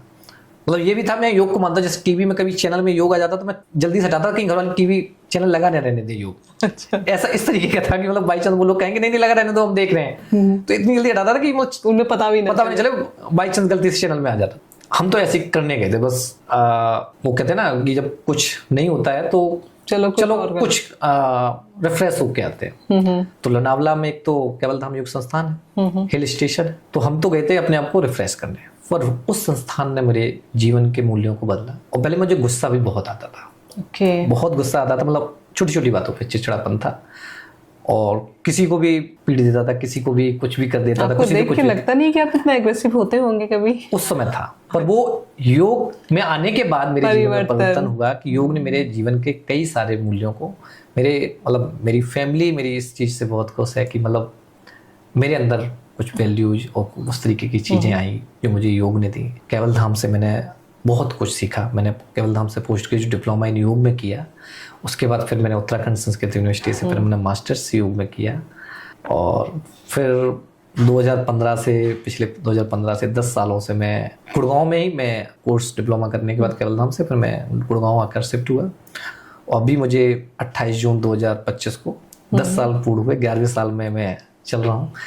तो बस कोशिश करता हूँ कि धीरे धीरे लोगों के अंदर योग तो योग में प्रैक्टिस करने से आपने अपनी लाइफ में बहुत सारे चीजें, बहुत परिवर्तन मैंने अपने मतलब मैं खुद अपने व्यक्तित्व को 2013 से पहले के व्यक्तित्व को देखता हूँ और आज के व्यक्तित्व को देखता हूँ, दोनों में बहुत परिवर्तन। आपको जैसे 10 साल अराउंड हो गए योग करते हुए जी, ठीक है। तो इसमें तो आपने अपनी जो मानसिक स्थिति बताई कि आपको बहुत गुस्सा आता था, उसमें आपने कंट्रोल किया। इसके अलावा आपने शारीरिक तौर पे क्या क्या परिवर्तन देखे? लाइक कि किसी तरह की कोई बीमारियां या कोई परेशानियों से लड़ने में कुछ आप सक्षम हुए? बिल्कुल, शारीरिक रूप से, मतलब इवन कोई भी, जैसे भी कोविड आया था, कोविड के समय में आप बिलीव नहीं करेंगे कि मैं कोविड पॉजिटिव लोगों के बीच में, जो कोविड पॉजिटिव लोग थे उनके बीच में योग कराने जाता था। और बिना मास्क के जाता था और लोगों को योग कराता था, और मैंने कोविड टेस्ट भी एक भी बार नहीं कराया। बिना मास्क के? हाँ, अलाउड था? अलाउड था। ओके। मतलब वो जो पेशेंट होते थे वो मास्क लगा के रखते थे। ओके, तो इतनी हिम्मत कैसे आई आप पे? क्योंकि हमें अपने योग पर भरोसा था, योग पर बिलीव था, ओके। और योग की साधना पर बिलीव था। तो अगर इसे एज अ करियर कोई लेना चाहे, योग के तो 2 बेनिफिट्स हमने मान लिए, अब थर्ड बेनिफिट्स भी बता दें अपने व्यूअर्स को। अगर एज अ करियर इसे कोई लेना चाहे तो उसके क्या स्कोप है? बहुत संभावना है। आजकल हमारे यहाँ जो सबसे बड़ी प्रॉब्लम है, लोग कहते हैं कि बेरोजगारी बहुत है। जी। उसका भी एक कारण है कि लोग 2 ही मेंटेलिटी पे चल रहे हैं। लोगों ने 12th की, या तो 12th करने के बाद वो गवर्नमेंट में तैयारी करने लगते हैं, तो वहां भी एक लिमिटेशन है कि आप एक लिमिटेशन के साथ ही वैकेंसी हो सकती है। राइट, इतने ही सीट्स अवेलेबल। या फिर लोगों ने क्या किया, वही बीए कर रहे हैं या एमए कर रहे हैं, वही आर्ट से, मतलब कुछ भी सिंपल बीएससी कर ली या एमएससी कर ली या बीएड कर ली। या लोगों को पता भी नहीं है कि बीएड कर रहे हैं तो क्यों कर रहे हैं, बस उनको करनी है, घर वालों ने बोल दिया इसलिए कर रहे हैं। इवन बीएससी कर ली या फिर उसके बाद बीएड कर ली, आपको देखेंगे आप बीएड के फॉर्म या टीचिंग के फॉर्म, कोई वैकेंसी आती है 40,000 और फॉर्म डलते हैं 21 लाख 22 लाख 50 लाख। जी, जी, इतने बीएड किए हुए लोग बैठे हुए, उससे भी ज्यादा लोग, कुछ लोग तो फॉर्म डाल नहीं पाते होंगे। जी जी। ये लोगों को समझना होगा कि हमें कुछ डिफरेंट करना होगा। हमारे अंदर स्किल डेवलपमेंट करनी। वो प्रधानमंत्री जी हमारी बात कहते हैं कि आप जो पढ़ाई कर रहे हैं वो कर रहे हैं, उसके साथ में आपके पास स्किल क्या है। हमें अपनी स्किल को पहचानना होगा, हमारे अंदर क्या स्किल है, हम क्या स्किल नहीं है तो क्या स्किल डेवलप कर सकते हैं, हम किस क्षेत्र में काम कर सकते हैं। तो बहुत सारे ऐसे कोर्स हैं, लोग सोच नहीं सकते कि योग के क्षेत्र में कितना पैसा है, योग के क्षेत्र में कितना अच्छा करियर है। कितना पैसा है? पैसा भी अच्छा है, करियर भी है और सम्मान भी बहुत है। मतलब इवन योग के क्षेत्र में ज्यादातर इंडस्ट्रियल्स, बड़े बड़े औद्योगिक क्षेत्र के लोग योग करते हैं, बड़े बड़े परिवार के लोग योग करते हैं। सम्मान का रीजन भी है कि आप दूसरे लोगों की लाइफ में भी परिवर्तन ला रहे हैं, उनकी लाइफ को स्वस्थ रखने में मदद कर रहे हैं। जी जी। इवन वो लोग, मतलब जो बड़ी बड़ी कंपनी मिलेनियर हैं, जिनके अंदर में 10-10, 50-50 हजार लोग काम कर रहे हैं, जी। और वो अपने योग गुरु का इतना सम्मान करते हैं कि योग गुरु जब उनका पास जाता है तो उसके पैर छूते हैं। जी, ये हमारे भारत की संस्कृति भी है कि मतलब वो लोग इतना सम्मान देते हैं। जी जी। तो ऐसे केवल मैं ये नहीं कह रहा हूं कि आप लोग योग ही चुने, जो भी चुने कुछ ऐसा चुने जिसमें आपको संभावनाएं लगे, और इसमें योग में भी आपका बहुत अच्छा करियर, आप अच्छा करियर बना सकते हैं योग के रूप में। आप योग इंस्ट्रक्टर के रूप में, योग टीचर के रूप में, आजकल तो स्कूलों में भी योग टीचर रखने लगे हैं। बहुत सारे प्राइवेट स्कूलों में आपको मिलेंगे, गवर्नमेंट स्कूलों में मिलेंगे कि आपको स्कूल कॉलेज में हर जगह योग टीचर रहते हैं। इवन आजकल तो कुछ सरकारों ने भी इस तरीके से प्रोत्साहन बढ़ाने के लिए आजकल, अभी जैसे हरियाणा में एक वैकेंसी वो भरी गई कि नहीं भरी गई उसकी मुझे जानकारी नहीं है। अभी 1 महीने पहले कुछ संविदा पे योग टीचरों की भर्ती निकाली गई थी। तो ऐसे ये चलती रहती है। तो मतलब आजकल करियर भी अच्छा है कि आप अपना करियर बना सकते हैं, और करियर के साथ साथ आप अपने आप को भी स्वस्थ रख सकते हैं, अपने परिवार को भी स्वस्थ रख सकते हैं। दोनों ही चीजें अच्छी है। जी। तो आप इतने सालों से योग में अपना योगदान दे रहे हैं, तो कोई ऐसा केसेस जो बहुत ही डिफिकल्ट रहा हो और आप उसको शेयर करना चाहो? बिल्कुल जी। मेरी स्टूडेंट हैं, वो लगभग 92-93 ईयर्स के हैं। 92-93 ईयर्स, ओके। और 2016 में मैंने उनकी क्लास स्टार्ट की थी। तो उनमें समस्या क्या थी कि वो मतलब गुड़गांव के बड़े प्रतिष्ठित घराने से हैं जी, जिनकी मतलब बहुत सारी 78 कंट्रीज में उनका माल डिस्ट्रीब्यूशन होता है, फैक्ट्री है, कंपनी है बहुत। तो उनका क्या था कि उनको वो भूलने की आदत हो गई थी। वो कोई भी चीज रिसेंटली, उनको पुरानी याददाश्त सारी थी। तो जब आपने स्टार्ट किया तो उनकी एज 92 थी? नहीं, उस समय उनकी एज थी लगभग 83। ओके। आज वर्तमान समय में उनकी 92 है। आज भी वो मेरे से योग करती हैं जी। तो परिवर्तन योग के माध्यम से 82 ईयर्स में ये आया कि आज वो सीढ़ियाँ खुद फर्स्ट फ्लोर पे रहती है, नीचे ग्राउंड फ्लोर तक सीढ़ियाँ खुद चलती हैं। जो मेमोरी लॉस की जो समस्या थी उससे धीरे धीरे उन्होंने रिकवर किया है, और मतलब उनको देख के कोई नहीं कह सकता कि वो 92 ईयर्स की है। ओके। तो जैसे आपने कहा मेमोरी लॉस की उन्हें प्रॉब्लम थी, तो योग से इस चीज में भी कंट्रोल किया जा सकता है? बिल्कुल, योग और प्राणायाम के माध्यम से इस चीज से भी कंट्रोल किया जा सकता है। तो आपने किस तरीके से उनकी प्रैक्टिस करवाई? उनको हम 50 मिनट 45 से 50 मिनट योग करवाते हैं, और चूंकि एजेड हैं तो बहुत ज़्यादा आसन पे हमारा फोकस भी नहीं रहता है, लेकिन हम उनको लाइट स्ट्रेचिंग टाइप में करवाते हैं, कुछ आसन करवाते हैं, जिससे कि उनका शारीरिक रूप से शरीर भी स्वस्थ बना रहे, फिर उनको हम प्राणायाम कराते हैं। प्राणायाम में हम उनको अनुलोम विलोम, भ्रामरी, जी, ओम चेंटिंग, ओमकार, इन पर ज़्यादा उनका फोकस करवाते हैं। ओके। और आजकल एक प्रॉब्लम ये भी होता है कि खाना डाइजेस्ट नहीं होता है, डाइजेस्टिव सिस्टम बहुत ही बिगड़ा हुआ उसका है। भी कारण है कि खाना जो हमारा है कि वो कितना शुद्ध है। दूसरा, हम खाना किस तरीके से खा रहे हैं। हमारे जो योग में कहा गया है, वो कहा गया है कि जो हमारा खाना होना चाहिए उसको 3 भागों में डिवाइड करना चाहिए। कैसे 3 भागों में? जो हमारा ब्रेकफास्ट होना चाहिए वो अच्छा होना चाहिए, मतलब उस योग में कहा गया है एज ए किंग, एक राजा की राजा की तरह, मतलब अच्छा होना चाहिए। ब्रेकफास्ट अच्छा मजबूत करो, सात्विक भोजन करो। तो अगर आप ब्रेकफास्ट अच्छा करेंगे तो वो पूरे दिन की आपकी इतनी क्रिया प्रक्रिया रहती है कि वो अच्छे से डाइजेस्ट हो जाता है। लंच एज ए मंत्री, मतलब एक मिनिस्टर की तरह, मतलब प्रधानमंत्री कह सकते हैं कि एक अच्छा as a king breakfast, lunch थोड़ा हल्का, और डिनर एक बिल्कुल सामान्य, मतलब मिल जाए तो अच्छा, ना मिल जाए तो भी अच्छा। और डिनर का समय भी हमें सेट करना चाहिए कि सूर्यास्त से पहले हमारा डिनर हो जाना चाहिए। शाम 7 बजे से पहले अगर आपने डिनर कर लिया है तो आप, दूसरा आप आपके लिए डाइजेस्ट नहीं होता है, तो डाइजेस्ट करने के लिए सबसे ज़्यादा है कि हमारी जो इम्यूनिटी सिस्टम है वो कमज़ोर है।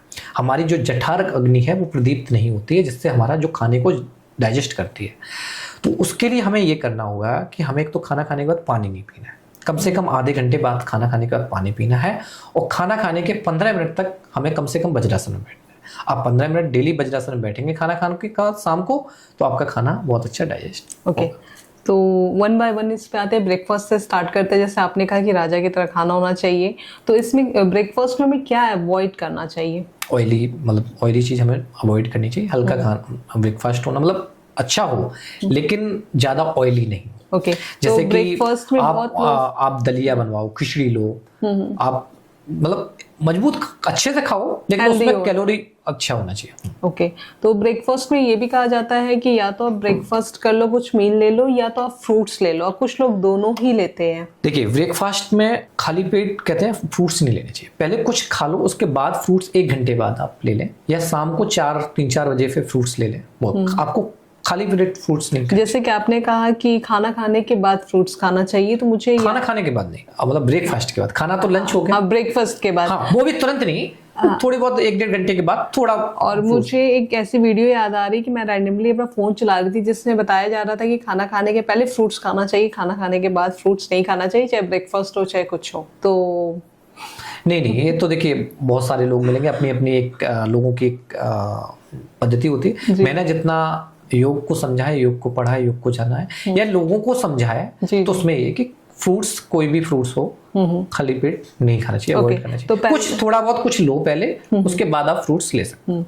अब जैसे आपने कहा कि सूर्यास्त से पहले खा लेना चाहिए, लेकिन आज हम लोग थोड़ा कॉमन लोगों की बातें ज़्यादा रखेंगे। और कॉमन लोगों की लाइफस्टाइल ऐसी है कि उन्हें ऑफिस से आते आते 8-9 नॉर्मल बज जाते हैं, तो ऐसे में उनका डिनर फिर कैसे हो? अब डिनर तो बेचारे करेंगे ही, घर आके ही डिनर करेंगे। आजकल तो हमारे यहाँ दिल्ली NCR गुड़गांव में ऐसी स्थिति भी है कि हम लोग नाइट में भी शिफ्टिंग चलती है। जी जी। लेकिन उनके लिए यही है कि वो 5-6 बजे पे 6 बजे से 6:30 बजे अगर कुछ अच्छा खा सकते हैं तो ठीक है, कि शाम को आए, हल्का खाना, 1 चपाती खाएं और सब्जी खाएं, और थोड़ी सी सब्जी लें, रसीली सब्जी हो, सूखी सब्जी थोड़ी अवॉइड करने की कोशिश करें। रसीला त्वरित होना चाहिए। और फिर उसके वज्रासन में 15 मिनट बैठें, तो आपको जब खाना आपने जो खाया है लेट, वो आपको डाइजेस्ट करने में आपके वज्रासन हेल्पफुल आपका करेगा, तो आपके स्वास्थ्य को। तो ये खाना खाने के तुरंत बाद इस आसन में बैठना है? हाँ, 2-4-10 मिनट बाद आप वज्रासन 15 मिनट बैठें, जो आपके खाने को डाइजेस्ट करता है। और पानी नहीं पीना है तुरंत खाना। जैसे कि आपने वज्रासन की बात कही, तो उसमें जो हेवी वेट के लोग होते हैं उन्हें बैठने में काफी प्रॉब्लम होती है। देखिए, वज्रासन जो आसन है, आप ये बात सही है कि जो पहले से योग नहीं कर रहे हैं, उनकी आदत नहीं है, तो वो बैठने में थोड़ी समस्या उनको आएगी। जी जी। लेकिन वज्रासन हमारे डाइजेशन को तो सही रखते ही, साथ में हमारे जो पैर हैं, घुटनों को भी, वज्रासन से आप शब्द ही निकल रहा है जैसे वज्र की तरह, अपने पैरों को वज्र की तरह मजबूत करना। तो अगर वही है कि ना, बचपन से हम योग कर रहे हैं, योग को फॉलो कर रहे हैं, तो हमारे पैर इस तरीके से रहेंगे, मजबूत रहेंगे कि हम वज्रासन का अभ्यास। लेकिन अब जो एक एज पर आने के बाद अपने स्वास्थ्य पर हमें ध्यान देना है। हमें हमारे वीडियो को देख के भी बहुत सारे लोग ऐसा सोचते हैं कि हम आज वज्रासन करें, तो उनको धीरे धीरे अपने वज्रासन का अभ्यास करना चाहिए। आप इकट्ठा 15 मिनट बैठना भी नहीं चाहिए उनको, 1-2 मिनट के लिए बैठे, वो भी पिलो का सहारा लगा ले, नीचे पिलो लगा ले घुटने के नीचे, और धीरे धीरे 1 मिनट या 30 सेकंड, फिर धीरे धीरे कहते हैं ना, वही बात आ गई, धीरे धीरे शतुदिग्रिका निरंतर। किसी भी चीज पर ऐसा नहीं कि आज ही हमें सब कुछ करना, धीरे धीरे निरंतर करत करत अभ्यास तय जड़मत होत सुजान रसरी आवत जात सिल पर बरतना। किसी भी चीज का जब हम धीरे धीरे अभ्यास करते हैं, निरंतरता के साथ करते हैं, हमारे जीवन में निरंतरता रहनी चाहिए। जी जी जी, अगर आप प्रैक्टिस करते जाओगे तो धीरे धीरे होने लगेगा। आप प्रयास करेंगे धीरे धीरे। अब आप प्रयास ही नहीं करेंगे अब, लेकिन ऐसा भी है कि आप वज्रासन का अभ्यास सुबह शाम आप अन्य योग भी करें। योग करेंगे तो धीरे धीरे आपके जो हैवी वेट है वो वेट भी आपका कम होगा। जी जी, तो वेट को भी तो कम करना जरूरी है ना। अब वज्रासन में बैठने से वेट तो कम नहीं होगा, वो आपके डाइजेशन को सही रख सकता है, आपके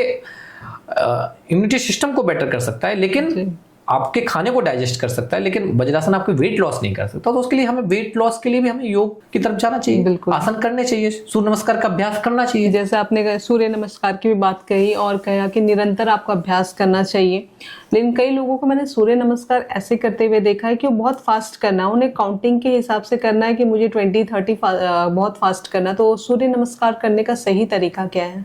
देखिए, सूर्य नमस्कार वैसे तो हर एक कोई भी आसन में हमारे हो, हर एक पोस्चर प्रॉपर होना चाहिए। कई बार हम क्या देखते हैं कि मतलब उसने कब शुरू किया कब खत्म कर दिया पता ही नहीं चलता है। जिस भी आसन में गए, हम ऊपर गए अर्धचक्रासन में, तो वहां पे 1 सेकंड का पॉज टाइप का होना चाहिए कि मतलब हम उस आसन को होल्ड किया। नीचे पादहस्तासन में गए, अश्व संचालन आसन में आए, या प्लैंक में आए, या पर्वत आसन में आए, अष्टांग नमस्कार, या जो भी हमारा भुजंगासन, तो मतलब हर एक पोस्चर्स को थोड़ा सा मेंटेन करना चाहिए और उसके बाद नेक्स्ट आसन में आना चाहिए। वही फिर बात आ जाती है ना, फिर लोग कहते हैं कि हमने तो 6 महीने से योग कर रहे थे, हमारे शरीर में कोई इफेक्ट ही नहीं आया। और कई लोगों की तो प्रॉब्लम और बढ़ जाती है, पेन हो जाता है, जैसे आपने कहा। क्योंकि वो सही नहीं करते हैं, किसी की देख रेख में नहीं करते हैं। योग को भी हमें किसी शिक्षित योग प्रशिक्षक की नजर में ही ध्यान दें। कई बार क्या होता है कि फायदे से ज्यादा नुकसान हो जाते हैं, फिर उसका एक गलत नैरेटिव चलता है कि योगा से तो ऐसा हो गया। बिल्कुल। अब चुप, वही योगा मैंने भी कहा योगा, क्योंकि लोग फिर वो योगा को बदनाम करते हैं, तो मैं भी सोचता हूँ ठीक है, योगा को बदनाम कर रहे हैं, योग को तो नहीं कर रहे हैं, क्योंकि योग वो कर ही नहीं रहे थे। क्योंकि योग अलग है, योगा जैसा कोई शब्द ही नहीं है। जी जी। तो जैसा आपने कहा कि कैंसर जैसी बीमारियों में भी ये काफ़ी हेल्पफुल होता है, तो कैंसर जैसी इतनी डेंजरस बीमारी में कोई योग या आयुर्वेदा का सहारा लेगा? देखिए, जिसको विश्वास होगा वो जरूर लेगा। किसी भी चीज, हम ये नहीं कह रहे कि आप पूर्ण रूप से योग और आयुर्वेद पर डिपेंड रहे। आप जो भी मॉडर्न साइंस से की जो पहले तो अभी तक ऐसी कोई आपको बताएं कि मॉडर्न साइंस या मेडिकल साइंस में ऐसी कोई दवा नहीं है जो किसी भी बीमारी को खत्म करती हो, बीमारी को जड़ से खत्म करती हो। बीमारी को रोक तो सकती है जी, लेकिन जी, खत्म नहीं करती है। इवन फीवर की भी जो गोली आती है वो फीवर को वही दवा देती है, फीवर को खत्म नहीं करती। लेकिन आयुर्वेद का जो इलाज है, योग का जो इलाज है, पंचकर्मा है, जो नेचुरोपैथी है, वो उस समस्या को जड़ से खत्म करता है।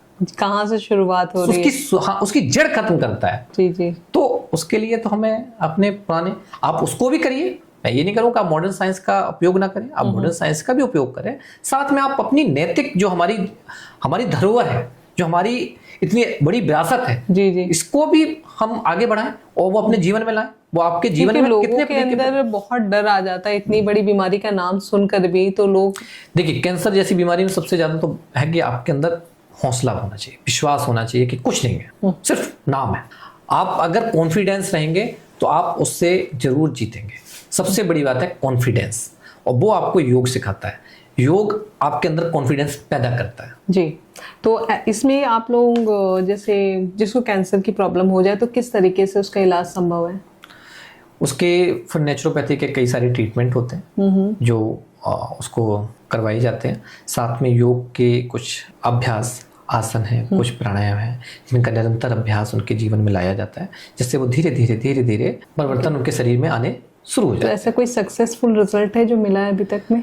कई सारे रिजल्ट हमें सुनने को मिलते हैं, देखने को मिलते हैं। रिसर्च भी इस पे कई सारी चल रही है, हमारे केवल धाम में भी कई सारी रिसर्च चल रही है, जिसमें बहुत सारे लोगों को बेनिफिट्स हुए और फायदे भी हुए, और लोगों ने योग के माध्यम से और आयुर्वेद के माध्यम से अपने आप को ठीक भी किया। एक कॉमन प्रॉब्लम ये भी लोगों को आता है कि जब वो ट्रैवल करते हैं, सफ़र करते हैं, तो उन्हें उल्टी आती है, वॉमिटिंग होती है, तो इसका कोई उपाय है?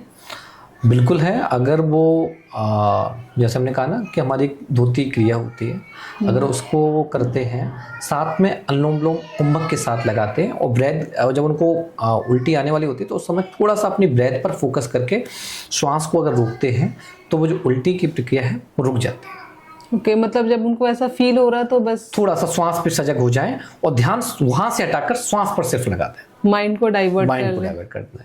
और ये जो उल्टी का खेल है सिर्फ माइंड से है। वेट लॉस में सबसे इफेक्टिव पोजेस कौन से हैं? बोट पोज, ट्विस्टिंग पोज, सूर्य नमस्कार, साइड कंचेस टाइप से साइड आसन, जैसे कोणासन हो गया, त्रियक कोणासन हो गया, ये वेट लॉस के लिए बहुत इफेक्टिव है। ओके, और कितने कितने मिनट्स करने होंगे इसे? कोशिश करनी चाहिए कि 1 मिनट तो कम से कम किसी भी आसन को होल्ड करें मिनिमम, फिर डिपेंड होकर कैपेसिटी। अगर आपकी 30 सेकंड में आपको लगता है कि आप अनकंफर्टेबल, आप तुरंत वापस आइए, धीरे धीरे स्टेमिना को अपने बढ़ाइए। और योग करते करते धीरे धीरे आपका स्टेमिना अपने आप डेवलप होता है। प्रेशर नहीं डालना है किसी भी चीज, मतलब योग कहता ही नहीं, योग कह रहा है ना कि स्थिर सुखम आसनम। आसन सब तब तक करें जब तक आपको स्थिरता, उस आसन में स्थिरता और सुख की अनुभूति हो रही। जहां आपको लग रहा है कि अब हमें वापस आना, तुरंत वापस आइए। अगर मैं कॉम्बिनेशन ऑफ फूड की बात कहूँ तो कुछ ऐसे कॉम्बिनेशन होते हैं जो हमारे लिए काफ़ी बुरे असर डालते हैं, तो कोई 5 बैड कॉम्बिनेशन ऑफ फूड्स ऐसे कौन कौन से जो बिल्कुल अवॉइड करने चाहिए? सबसे पहले तो हमें ये ध्यान रखना चाहिए कि जैसे हम फ्रूट्स खा रहे हैं, फ्रूट्स, हाँ, फ्रूट्स की जो हमारी बात भी हुई, तो फ्रूट्स के बाद साथ दही नहीं लेना चाहिए, अवॉइड करना चाहिए। फ्रूट्स और दही एक साथ नहीं लेना चाहिए, अलग अलग खाना चाहिए। आजकल लोग करेला जैसे खा रहे हैं, उसके साथ दही का उपयोग कर रहे हैं, तो उसको भी अवॉइड करना चाहिए। प्लस हमें अपने खाने में कुछ दालों का भी उपयोग करना चाहिए धीरे धीरे, मतलब दालों को भी अपने शरीर, अपने डेली रूटीन में लें। लोग दालों को अवॉइड कर रहे हैं। कोई बोलता है कि दाल खाने से गैस की प्रॉब्लम होती है, ऐसी समस्या आती है। अगर आप दाल खा रहे हैं तो दाल के साथ अगर आप दही ले रहे हैं तो आपको ऐसी प्रॉब्लम नहीं आएगी। तो ये गुड कॉम्बिनेशन है कि आप दाल के साथ दही लेंगे तो आप जो वो गैस की बात करते हैं तो वो आपको प्रॉब्लम नहीं होगी। साथ में आप अगर इस तरीके से भिंडी की सब्जी है, भिंडी की सब्जी के साथ दही उपयोग नहीं करना चाहिए, क्योंकि वो भी भिंडी की सब्जी होती है थोड़ी सी हैवी टाइप की, उसको भी अवॉइड करना चाहिए। और बैंगन है, अगर बैंगन क्या होता है, बादी होता है, तो बैंगन का हमें अवॉइड करना चाहिए। बैगन किसके साथ? बैगन हमें उसके पनीर के साथ अवॉइड करना चाहिए। ओके, बैगन और पनीर एक साथ, मतलब दोनों ही हैवी, पनीर भी हैवी होता है और बैगन भी हैवी होता है। ठीक है, तो जैसे आपने कहा कि फ्रूट को दही के साथ अवॉइड करना चाहिए, तो फ्रूट को दूध के साथ ले सकते हैं? नहीं, फ्रूट को दूध के साथ भी नहीं ले सकते। फ्रूट्स को फ्रूट्स की जगह पे खाना चाहिए। तभी तो मैंने कहा ना, ब्रेकफास्ट जब होता है ना, तो ब्रेकफास्ट में लोग चाय लेते हैं, जी, या कुछ लोग दूध भी लेते होंगे, तो ब्रेकफास्ट के टाइम पे सिर्फ ब्रेकफास्ट होना चाहिए, फ्रूट्स अलग से लेने चाहिए, अलग से खाने चाहिए। लेकिन बहुत लोग बनाना शेक वगैरह खुद भी पीते हैं, बच्चों को भी देते हैं। बनाना शेक फायदा करता है, वो तो फ्रूट्स के साथ मिला के दिया ना, अलग से नहीं खाना चाहिए। एक सेकंड, थोड़ा सा मुझे कंफ्यूजन हो रहा है, मतलब फ्रूट में आप मिक्स करके आप ले रहे हैं तो कोई नुकसान नहीं है। जैसे आजकल फ्रूट्स सैलेड भी चल रहा है, फ्रूट्स रायता भी आता है। जी, आप फ्रूट्स रायता ले रहे हैं दही के साथ तो उसमें वो नुकसानदायक नहीं है, लेकिन आप फ्रूट्स अलग से खा रहे हैं और दही भी अलग से खा रहे हैं तो वो नुकसानदायक। ओके, तो उसमें आप मिक्स कर ले रहे तो नुकसानदायक। ऐसे ही जैसे मैंगो शेक है, या मतलब इस तरीके से बनाना शेक है, या और भी आजकल फ्रूट्स शेक चल रहे हैं, तो वो आप उसके साथ मिक्स करके ले रहे हैं तो उसके कोई नुकसान नहीं है। Thank God. मुझे थोड़ा सा ये लग रहा था कि कहीं इसके लिए कोई प्रॉब्लम ना हो जाए। नहीं। सो एक चीज और मेरे माइंड में आ रही है कि लोग चाय का गुड़ पीते हैं, गुड़ का चाय पीते हैं। गुड़ की चाय तो फायदा करती है, लेकिन लोग कहते हैं ना शुगर और ये सारी चीजों में डिस्टर्ब करती है। आप डेली एक गुड़ खाइए, आपको शारीरिक रूप से भी आपका स्वस्थ रहेंगे और आपको वो एनर्जी भी देगा। गुड़ तो हमारे हेल्थ के लिए काफी बेनिफिशियल है, लेकिन मैं एक जगह, वैसे मैं फिर से कहूंगी कि मैं एक रैंडम वीडियो में देख रही थी जिसमें बताया जा रहा था कि चाय में गुड़ का उपयोग करने से उसके बहुत ही नुकसान। आपको पता है, हमारे यहाँ जब हमारे आज के 20 या 25 साल पहले गाँवों में जितने भी लोग थे, घर थे, गाँवों के लोग रहते थे, शक्कर तो लोग डालते ही नहीं थे चाय में, गुड़ ही डालते थे। जी, और कोई प्रॉब्लम होती थी? तभी आपने शुगर की प्रॉब्लम सुनी। आजकल गाँव में भी शुगर की प्रॉब्लम सुनते हैं। बिल्कुल। पहले तो शुगर बीपी पता भी नहीं होता था। जब से ये चीनी आई है ना, तब से ही समस्या का बढ़ गई है शुगर की। शुगर, गुड़ फायदा करता है। इवन कहते हैं कि गुड़ की चाय थोड़ी सुगंधित भी होती है। एक्चुअली मैं भी इसलिए कंफ्यूज हो रही थी कि गुड़ कहते हैं कि बहुत अच्छा होता है। गुड़ तो आप किसी के भी साथ ले लो। लेकिन उसमें इवन कहते हैं कि अगर किसी को शुगर है भी, पहले तो उसको मंडूकासन और वक्रासन के माध्यम से अभ्यास करे कि अपने शुगर को कंट्रोल करे। लेकिन वो अगर शाम को थोड़ा सा गुड़ लेके दूध पीता है तो उसके लिए, हेल्थ के लिए अच्छा है। बताओ, उस वीडियो में बताया गया था कि गुड़ और दूध का कॉम्बिनेशन बैड होता है, बहुत सारे प्रॉब्लम। हमारे गांव में आज भी लोग गुड़ खाते हैं, उसके बाद दूध पीते हैं। और चाहे पहले के गुड़ पता है, गुड़ जो हमने खाना खाया है उस खाने को भी डाइजेस्ट करता है। गुड़ इतना फायदा करता है। कुछ लोग तो मतलब खाने के साथ गुड़ भी लेते थे थोड़ा, आज भी लेते हैं। आज भी जो पुराने लोग आपको मिलेंगे उनका जो खाना होगा, खाने के साथ थाली में आपको गुड़ मिलेगा। मेरे पापा भी लेते थे। नहीं, गांव में आज भी सारे लोग लेते हैं, क्योंकि गुड़ जो हमने खाना खाया ना उसको डाइजेस्ट करने में। घी को लेके काफी मिसकंसेप्शन है लोगों में, मतलब घी को लेके अब मैं भी डाउट्स में आ गई हूँ कि मतलब घी खाना इज गुड और बैड फॉर आवर हेल्थ। घी तो अच्छा है ना। आप हम लोग किसी ना किसी रूप में तो शरीर में कैलोरी के लिए लेंगे ही। और क्यों नहीं लेना चाहिए घी? पहले हम तो बहुत खाते थे, राइट। मतलब हमने तो गांव में पहले ये भी देखा, अपने घरों में देखा है कि सब्जी में भी घी डालते थे, दाल में भी घी डाल के उपयोग घी बहुत अच्छे क्वांटिटी में लोग यूज करते थे। लेकिन रीजन ये है कि आज जो हम घी खा रहे हैं वो कितना सही है। 500 रुपए केजी में आपको घी मिल रहा है, क्या वो घी है? बिल्कुल नहीं, बिल्कुल नहीं। 500 रुपए में घी तैयार किया जा सकता है, वो भी विद बेनिफिट्स, प्रॉफिट। 500 रुपए में घी तैयार किया जा सकता है? बिल्कुल भी नहीं। वो आप घी खा ही नहीं रहे ना। समस्या तो ये, आप शुद्ध घी जो आपके घरों में, हमारे घरों में जो बनता था, आप उसका निरंतर उपयोग करें, और करना भी चाहिए, क्योंकि शरीर की चिकनाहट के लिए घी की भी आवश्यकता है। ये हमारी जो हड्डियां है ना, बुढ़ापे पे कहते हैं दर्द, तो शरीर की एनर्जी बनी रहने के लिए, शरीर को मजबूत बने रहने के लिए, शरीर में चिकनाहट रहने के लिए घी का भी उपयोग जरूरी है, जैसे दूध का उपयोग जरूरी है। तो आजकल लोग तो दूध का भी बहुत वो मानते हैं कि दूध नहीं लेना चाहिए, लेकिन सही दूध है, शुद्ध दूध है। कई वीडियोस में ये भी कहा जा रहा है कि बच्चों को अगर आप दूध दे रहे हो तो अभी से रुक जाओ, बच्चों को दूध देना बंद करो, ये प्रॉब्लम हो जाएगी आपके बच्चों को। कैल्शियम आप बोलोगे कहाँ से मिलेगा, तो कैल्शियम इन चीजों से आपके बच्चों को मिल जाएगा। तो बहुत डर लगता है कि क्या बच्चों को दे, क्या मैं एक्चुअली बात बताऊं, आप भी बचपन में दूध पीते थे? बिल्कुल, मैं आज हमारे बाबा भी पीते थे, हमारे पापा भी पीते थे। कभी प्रॉब्लम हुई? कभी नहीं। एक्चुअली ये जो है ना, एक अलग तरीके का माहौल क्रिएट हो गया है। पहले दिवाली पे हम लोग क्या खाते थे, लेते थे मिठाइयाँ लेते थे। हमारे आसपास जो छोटी छोटी दुकानें होती थी मिठाइयाँ, कितनी मिठाइयों की दुकान सजती थी, और लोग एक दूसरे के घरों में मिठाइयाँ ले जाते थे, मिठाइयों का आदान प्रदान करते थे। आजकल मिठाइयों के बारे में क्या हो गया कि मिठाइयाँ तो सारी नुकसानदायक है, मिठाइयों में सारी मिलावट है। और किसका हम प्रमोट कर रहे हैं? कैडबरी के चॉकलेट। एग्जैक्टली। हाँ, हम लोग क्या चॉकलेट एक दूसरे को दे रहे हैं, चॉकलेट पे आगे। मतलब इतनी अच्छी हमारे देश की परंपरा, इतनी अच्छी हमारे देश में मिठाइयाँ अलग, और हर प्रांत में, हर स्टेट की, हर जिले की अलग अलग मिठाइयाँ फेमस होती थी, मिठाइयों को खाते थे। और धीरे धीरे हमारे दिमाग में ऐसा भर दिया गया कि आप मिठाइयाँ मत खाइए। हाँ, वो ऐड शुरू हो जाते हैं कि मिठाइयों के ये नुकसान, मिठाइयों। रक्षाबंधन पे भी हाँ कैडबरी दो। मतलब ये सब चीजें समझने की चीज है कि ये धीरे धीरे हमारे जीवन में किस तरीके से डाली जा रही है, हम उसके किस तरीके से आदी हो गए हैं। हमें पता भी नहीं चल रहा है कि हम उसको कब ग्रहण कर ले रहे हैं। प्रॉब्लम्स बढ़ रही है हमारी लाइफ, प्रॉब्लम्स बढ़ रही हैं, प्रॉब्लम्स कम ना होने की, जबकि पहले ये सारी चीजें हम करते थे, कोई प्रॉब्लम्स नहीं थी। हम लोग शारीरिक रूप से भी मजबूत होते थे, अच्छे खासे शरीर होते थे, लंबे चौड़े होते थे, मजबूत होते थे, मेहनत भी। पहले 1 कुंटल के पास भी कम जाते, पहले 1 कुंटल का बोरा, 100 किलो का बोरा हमें देखता था, मजदूर ऐसे उठाता था और ऐसे फेंक देता था। आज आप उसी मजदूर से कहो 40 किलो का बोरा नहीं उठा पाते। जी। क्योंकि हम शरीर का, हमने जो अपने खान पीन को है वो बदल दिया है। पहले खूब दूध पीते थे, सुबह शाम दोनों टाइम दूध पीते थे, अच्छे से घी खाते थे, बढ़िया मजबूत खाना खाते थे, मोटी चीजें खाते थे। आजकल हम किस पे आ गए? पिज्जा पे आ गए, चाउमीन पे आ गए, मैगी पे आ गए। आप चाइनीज ठेले पे देखो, जमकर भीड़ लगी हुई है, जम के भीड़ लगी है, क्योंकि हमने अपने फिर आप कहेंगे कि हमें किडनी में प्रॉब्लम हो गया है, हमारे स्टोन हो गया है, हमारे ये हो गया, हमारे वो हो गया। हम अपने जैसे रहे ही नहीं, हमने अपने आप को बदल दिया। हमारी प्रॉब्लम ही यही है कि हम लोग किसी भी चीज को ग्रहण करने के बहुत बड़े आदि।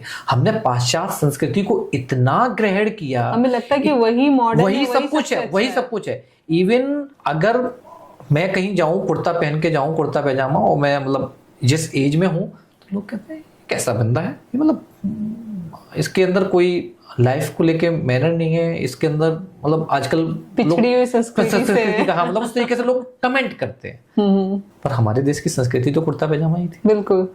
हमारी मातृशक्ति बहनें जो हमारी हैं साड़ी भी पहनती थी, सूट ही पहनती थी। जी जी। पर ऐसा नहीं मैं कह रहा हूँ कि आप पहनो नहीं, सब कुछ पहन, मतलब इस पे भी कोई विवाद खड़ा कर सकता है कि अरे ये तो योग की बात करने थे, ये कपड़ों की बात करने लगे। लेकिन हमने जो कपड़े पहने हैं वो हमारे समाज में, हमारी भारतीय संस्कृति में, हमारे लोगों के लिए क्या सही है?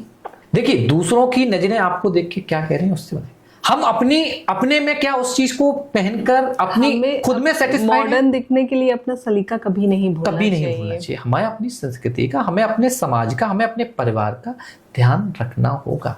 हमें चीजों को समझना होगा, अपनी धरोहर को बचाकर रखना होगा, वरना हमारी आने वाली पीढ़ियों का क्या होगा हमें पता ही नहीं है। हम लोग तो उस दौर में हैं जो हमने पहले की भी संस्कृति देखी है और जो आज चल रही है वो भी देख रहे हैं, लेकिन जो हमारी नई पीढ़ी इन्होंने तो कुछ देखा ही नहीं है, इनको तो पता ही नहीं, लेकिन हम उनको डिलीवर कर रहे हैं क्या? एग्जैक्टली ये बहुत बड़ा प्रॉब्लम तो ये है ना कि हम उनको कितना दे रहे हैं और क्या दे रहे हैं, क्योंकि हमें खुद को मॉडर्न ही कल्चर नहीं, हम लोग भी तो बच्चों को वही दे रहे हैं ना जो बच्चों आज की संस्कृति, आज का जो चल रहा है। क्योंकि हम भी चाहते हैं कि हम सोसाइटी में अपने आप को मेंटेन रखें, नहीं तो सोसाइटी वाले कल कहने लगे कि अरे ये तो कैसे। सबसे बड़ा प्रॉब्लम क्या है ना कि हम अपने बारे में कम सोचते हैं, लोग हमारे बारे में क्या सोचे उसके बारे में ज्यादा सोचते हैं, क्योंकि स्वाध्याय नहीं किया ना, स्वयं का अध्ययन नहीं किया। बिल्कुल। तो तभी तो योग जरूरी है। जब आप योग करेंगे, आप स्वाध्याय को समझेंगे कि स्वाध्याय क्यों जरूरी, तो आप अपने आप के बारे में सोचेंगे। किसी कोई हमारे बारे में क्या कह रहा है इससे हमें फर्क नहीं पड़ता, हम अपने बारे में क्या सोचते हैं ये फर्क पड़ता है। कुछ लोग तो मतलब पार्टीज में लाखों खर्चा कर देते हैं सिर्फ दूसरों को शो करने के लिए कि हमने इतना खर्च किया है। ये हुआ कि दूसरों को इम्प्रेस करने के लिए आपने अपने लाखों खर्च कर दिए, और वही लोग जब किसी को जरूरत होती है तो एक रुपए भी उनके लिए, मतलब वास्तव हम ये नहीं कह रहे कि आप किसी को दान दो, किसी को वो करो, पर अगर हमारे पास क्षमता है हम कुछ ऐसे लोगों की मदद कर सकते हैं, कुछ ऐसे बच्चों का भविष्य संवार सकते हैं जिनको अच्छी एजुकेशन मिल जाए, अच्छी शिक्षा मिल जाए, कुछ ऐसे परिवारों को अगर हम बढ़ा, जब वहां पे बात आती है तो वो सबसे पीछे खड़े होते हैं। बिल्कुल। तब वही एक आम आदमी, एक नॉर्मल इंसान आगे आके उन लोगों की भी मदद करता है, अपने परिवार की भी मदद करता है, क्योंकि उसको भारतीय संस्कृति। और ऐसा नहीं कि बड़े लोगों में भी बहुत सारे लोग ऐसे होते हैं जो आज भी अपनी संस्कृति से जुड़े हैं, आज भी अपनी जड़ों से जुड़े हैं, वो उस तरीके की मदद भी करते हैं। जब आप एक अच्छी जगह पे हो तो आपकी रेस्पॉन्सिबिलिटी बनती है कि आप अपने से पिछड़े लोगों को आगे लेकर चलो। देखिए, हम बड़े तभी बन सकते हैं जब हम सबको साथ लेके चलेंगे। बिल्कुल। अगर आप अकेले चलना चाहते हैं तो फिर आप समय आता है कि आप अकेले ही रह जाते हैं। बहुत सारे लोगों को मैंने देखा है, बड़ी बड़ी पोस्टों पे रहे हैं, जब वो उन पोस्टों में होते थे तो 10 लोगों से भी अच्छे से बात नहीं करते थे, अपने ड्राइवर या अपने साथ काम करने लोगों से कभी अच्छे से हेलो या नमस्ते भी नहीं करते थे। पर जब वो उस ओहदे पर नहीं होते या उस पोजीशन पर नहीं होते, या जरूरी नहीं है गवर्नमेंट, प्राइवेट सेक्टर में ही या उस टाइप के लोग होते हैं, जब उस पड़ाव पर जब वो पहुंचते हैं तो उनके पास 2 लोग भी बैठने वाले नहीं होते हैं, तो वो एंजाइटी की समस्या के शिकार होते हैं, क्योंकि वो आपसे प्रभावित नहीं थे, क्योंकि वो आपके पद की वजह से वो आपको से जुड़े थे, लेकिन आपका जैसी पद या रुतबा गया आपके साथ लोग, लेकिन आपको बहुत सारे लोग ऐसे ही मिलेंगे जो समाज की समस्याओं के बीच में काम करते हैं, समाज के लोगों के बीच में काम करते हैं, उनके पास ना पैसा है, ना गाड़ी है, ना घोड़ा है, कुछ भी नहीं है, लेकिन आज वो उस उम्र के पड़ाव में भी हैं तो उनके पास 100-200 लोग बैठने उठने वाले, हालचाल लेने वाले हैं कि आज हमारे क्षेत्र में ये हो रहा है, आज ये समस्या है, तो उनकी जिंदगी आज कहीं ना कहीं बेहतर है क्योंकि उनके साथ 2 लोग बात करने वाले। यही लाइफ की सबसे बड़ी कमाई है, यही हमने क्या कमाया, यही कमाया। बॉडी डिटॉक्स के लिए सबसे इफेक्टिव योग के आसन क्या है? देखिए, डिटॉक्स के लिए सबसे ज्यादा तो हमें ये ध्यान रखना होगा कि हमें डिटॉक्स करना किस चीज का है। अपने शरीर का करना है शारीरिक रूप से, या अपने मन में जो हमारे बहुत सारी चीजें उनका डिटॉक्स करना है। देखिए, शरीर के डिटॉक्स के लिए तो हम आसनों का अभ्यास कर सकते हैं, लेकिन मन के डिटॉक्स के लिए हमें साधना करनी पड़ेगी, हमें ध्यान करना पड़ेगा, हमें प्राणायाम का अभ्यास करना पड़ेगा। और आजकल एक चीज और है डिटॉक्स के लिए जो हमारे हाथों में है, इसको सबसे पहले डिटॉक्स करना होगा, जो कि हमारे लिए ही नहीं हमारे परिवार के लिए सबसे ज्यादा जरूरी है, क्योंकि अगर हम जब तक इसका डिटॉक्स नहीं करेंगे तब तक जो परिवारों में आजकल समस्याओं का जो आवागमन है, जिस तरीके से समस्याएं हमारे समाज में बढ़ रही हैं, जो चीजें हम कभी सपने में भी नहीं सोचते थे, आजकल वो हर 1-2 घंटे में सुनने को मिलती हैं। तो ये मोबाइल उसका बड़ा कारण मोबाइल का है, जिसको डिटॉक्स करने की आवश्यकता है। बाकी आप प्राणायाम के माध्यम से मन को आप अनुलोम विलोम करिए, आप मानसिक रूप से स्वस्थ रहेंगे, शरीर को आपका स्ट्रांग रहेगा। आप भ्रामरी प्राणायाम का अभ्यास करिए, तो वो आपके डिटॉक्स में आपको रिलैक्स देगा, आपका मन केंद्रित होगा, आपका ध्यान किसी भी चीज पर लगेगा। ओके, जैसे आपने माइंड डिटॉक्स की बात कही, तो इससे क्या डिप्रेशन जैसे जो शब्द आजकल बहुत प्रचलित है उस पे ये अफेक्ट करेगा? 100% आप अनुभव करके देखिए। आप डेली 5 मिनट अनुलोम विलोम और भ्रामरी प्राणायाम और उज्जाई प्राणायाम का अभ्यास करिए। आप इनका अभ्यास करके देखिए, आपके शरीर में वो परिवर्तन मिलेंगे। आप जो स्ट्रेस की जो आप बात कर रहे हैं, जो तनाव की बात कर रहे हैं, धीरे धीरे तनाव अपने आप कम होता जाएगा। ओके, स्ट्रेस तो क्योंकि आज के टाइम में बहुत कॉमन हो गया है। कॉमन क्योंकि आजकल का लाइफ स्टाइल ऐसा हो गया है, रोड पे जाओ 1 घंटे का ट्रैफिक मिलता है तो अपने आप स्ट्रेस है, ऑफिस पहुंचे तो बॉस की सुननी तो स्ट्रेस आना है, घर में आए तो समस्या का आवागमन है तो डिटो। तो उसके लिए आपको अपने आप को रोकने के लिए, अपने आप को बचाने के लिए, अपने आप को सही से मेंटेन करने के लिए आपको आसन और प्राणायाम का सहारा लेना पड़ेगा, जिससे कि आप शारीरिक मानसिक रूप से अपने आप को आप स्वस्थ रख सकें, इस तरीके से तनाव से बच सके, जिससे कि आपका शरीर और उस तरीके ऑफिस में बॉस और घर में बीवी से लड़ने से भी बच सके। नहीं, लड़ना तो है नहीं। जब आप योग करेंगे ना तो आपके अंदर धैर्य आ जाएगा। एग्जैक्टली, इसलिए बोल रही कि आप बच सके तो लड़ने आप से। उस चीज को अपने आप आपके शरीर में कंट्रोल होगा। आप उन सब चीजों से, ऐसा नहीं कि उन सब चीजों को अवॉइड करेंगे, अवॉइड नहीं करेंगे, उन सब चीजों से निकलने का रास्ता आपको मिलेगा। इवन मैंने जो अनुभव किया है अनुलोम विलोम का जो इफेक्ट मैंने अपने जीवन में अनुभव, कई बार जैसे मेरे, क्योंकि मैं भी भौतिक युग में हूँ, आप सबके साथ में ही रहता हूँ, तो कोई बाहर से तो आया वो नहीं। कई बार जब कुछ चीज़ों का सवाल का जवाब नहीं मिलता या परेशान होता हूँ, मैं सिर्फ 5 मिनट आंख बंद करके अनुलोम विलोम का अभ्यास करता हूँ, मुझे 5 मिनट बाद उसका रिजल्ट मिल जाता है। क्या बात, कि मुझे क्या करना है, क्या मेरे लिए सही है। श्रीमद् भगवत गीता में भी योग के बारे में भगवान श्री कृष्ण ने अर्जुन से कहा है। जी, उन्होंने कहा योगा कर्मसु कौशलम, जी, कर्म ही योग है और योग आपको सिखाता है। उन्होंने इस मन को एकाग्र करता है। उन्होंने क्यों कहा था? क्योंकि अर्जुन उस समय सुख कहते हैं कि हमारे सामने हमारे रिश्तेदार हैं, हमारे ताऊ हैं, चाचा हैं, हम इनको कैसे मारे, मैं जीत के भी हार जाऊंगा।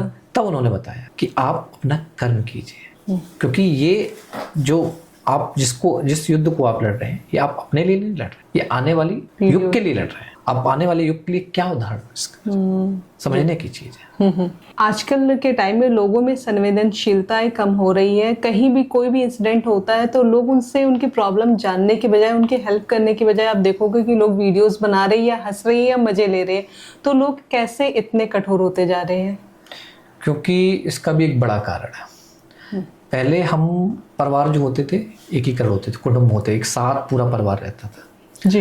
एक ही घर में बाबा होते थे, दादी होते थे, चाचा होते थे, ताऊ होते थे, पूरा परिवार एक साथ होता था। तो हर एक दूसरे की प्रॉब्लम्स को उस तरीके से चर्चाएं करते थे, घरों में बैठते थे, बातें होती थी। आज एकीकरण हो गया जी। हमारे इसका भी इस पे भी बहुत बड़ा काम हुआ है। ऐसा नहीं कि हमारा एकीकरण पे हम ऐसे ही आ गए हैं, वो आजकल तो एकीकरण से भी हम सिंगल पे आ गए हैं। हम वो पति पत्नी वाला भी हमने आजकल उस पे भी बिलीव करना बंद कर दिया जी, जी, जी। पहले तो हम परिवार से एकीकरण पे आए, एकीकरण से अब हम सिंगल पे आ गए। उस पे बहुत लोगों ने सोच समझ के काम किया। एक्चुअली भारत की जो शक्ति थी वो परिवार, राइट। तो लोगों ने सोचा कि परिवार, अगर भारत के लोगों को कमजोर करना है, अगर भारत पर अपना आधिपत्य स्थापित करना है, तो उसके लिए इनको फूट डालो।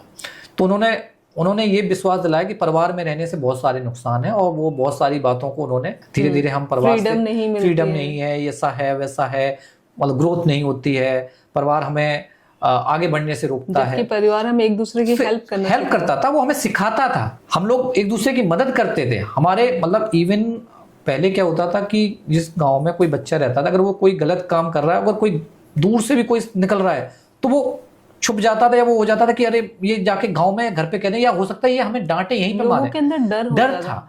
आज सगा चाचा है, सगा ताऊ निकल जाए और कोई अगर वो कुछ कह दे कि आप बेटा ये गलत कर रहे हो, तो जवाब आप देखो तुरंत। क्योंकि उस तरीके से हम लोग, ऐसे ही आजकल समाज में भी हो गया कि समाज में कुछ भी इस तरीके के संवेदनशीलता खत्म ही होती जा रही ना। समस्या ये है कि लोग, हम मोबाइल पर स्टेटस लगाते हैं कि ऐसा हुआ, लेकिन उस समस्या का आप देखिए, ट्रैफिक होता है। अभी हमारे यहाँ गुड़गांव में पहले कुछ दिनों पहले ट्रैफिक हुआ, मतलब पानी बारिश हुई, पूरा शहर जाम हो गया। जी जी। लोग क्या थे कि लोग उसके बारे में वीडियो बना रहे थे, उसके बारे में लिख रहे थे, उसके बारे में कह रहे थे, लेकिन किसी ने क्या सोचा कि लोगों की जाके मदद करें।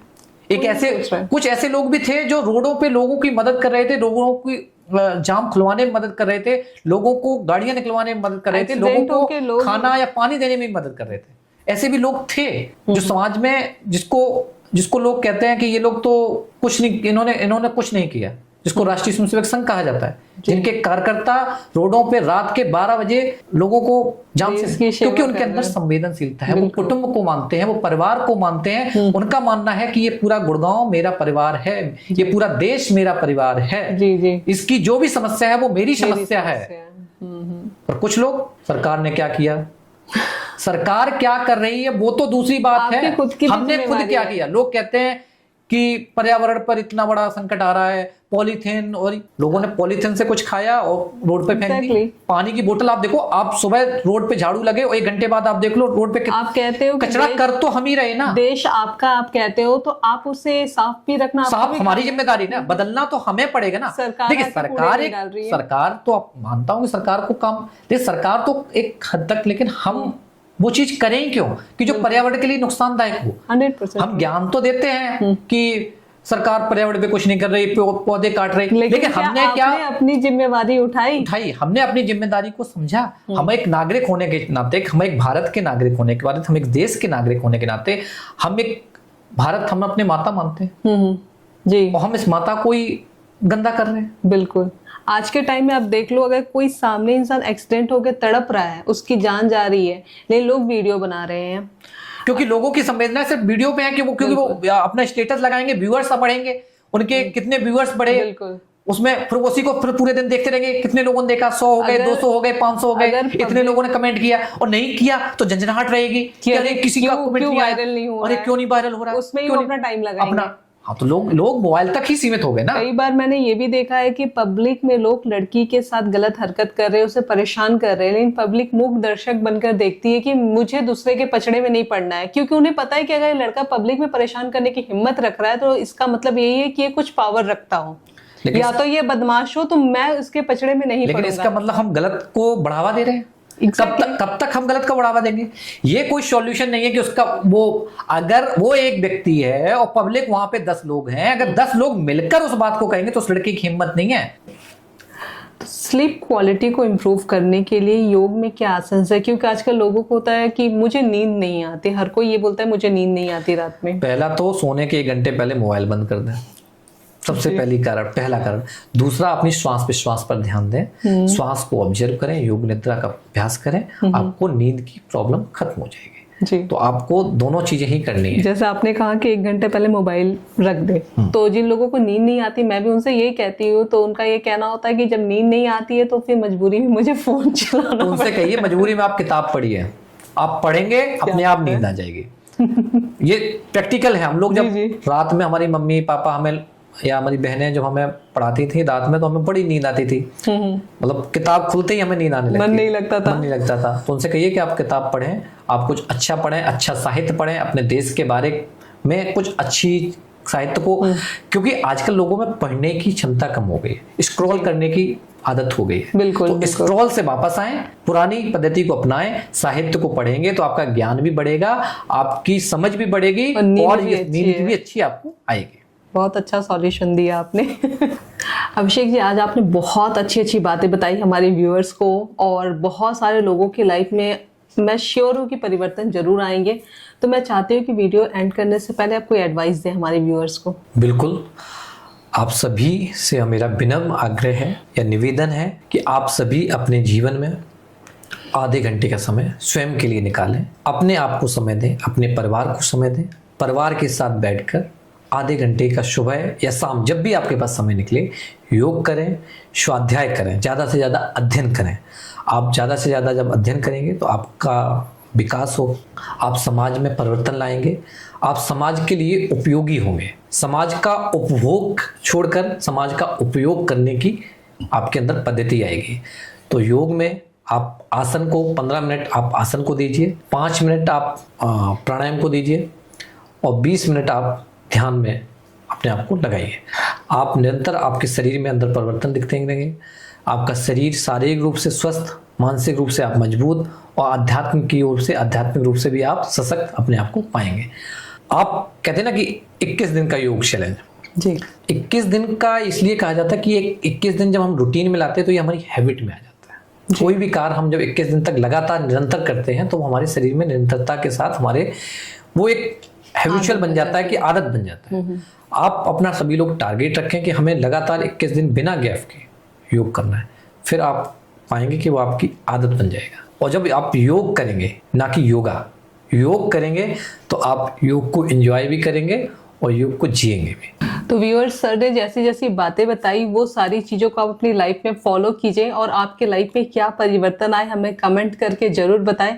बाकी आपको ये वीडियो कैसी लगी ये भी हमें ज़रूर बताएं और हमेशा अपने आसपास का माहौल खुशनुमा रखिए, खुद भी खुश रहिए और अपना भी ध्यान रखिए ताकि आप अपने साथ अपने आसपास के लोगों का भी ध्यान रखें।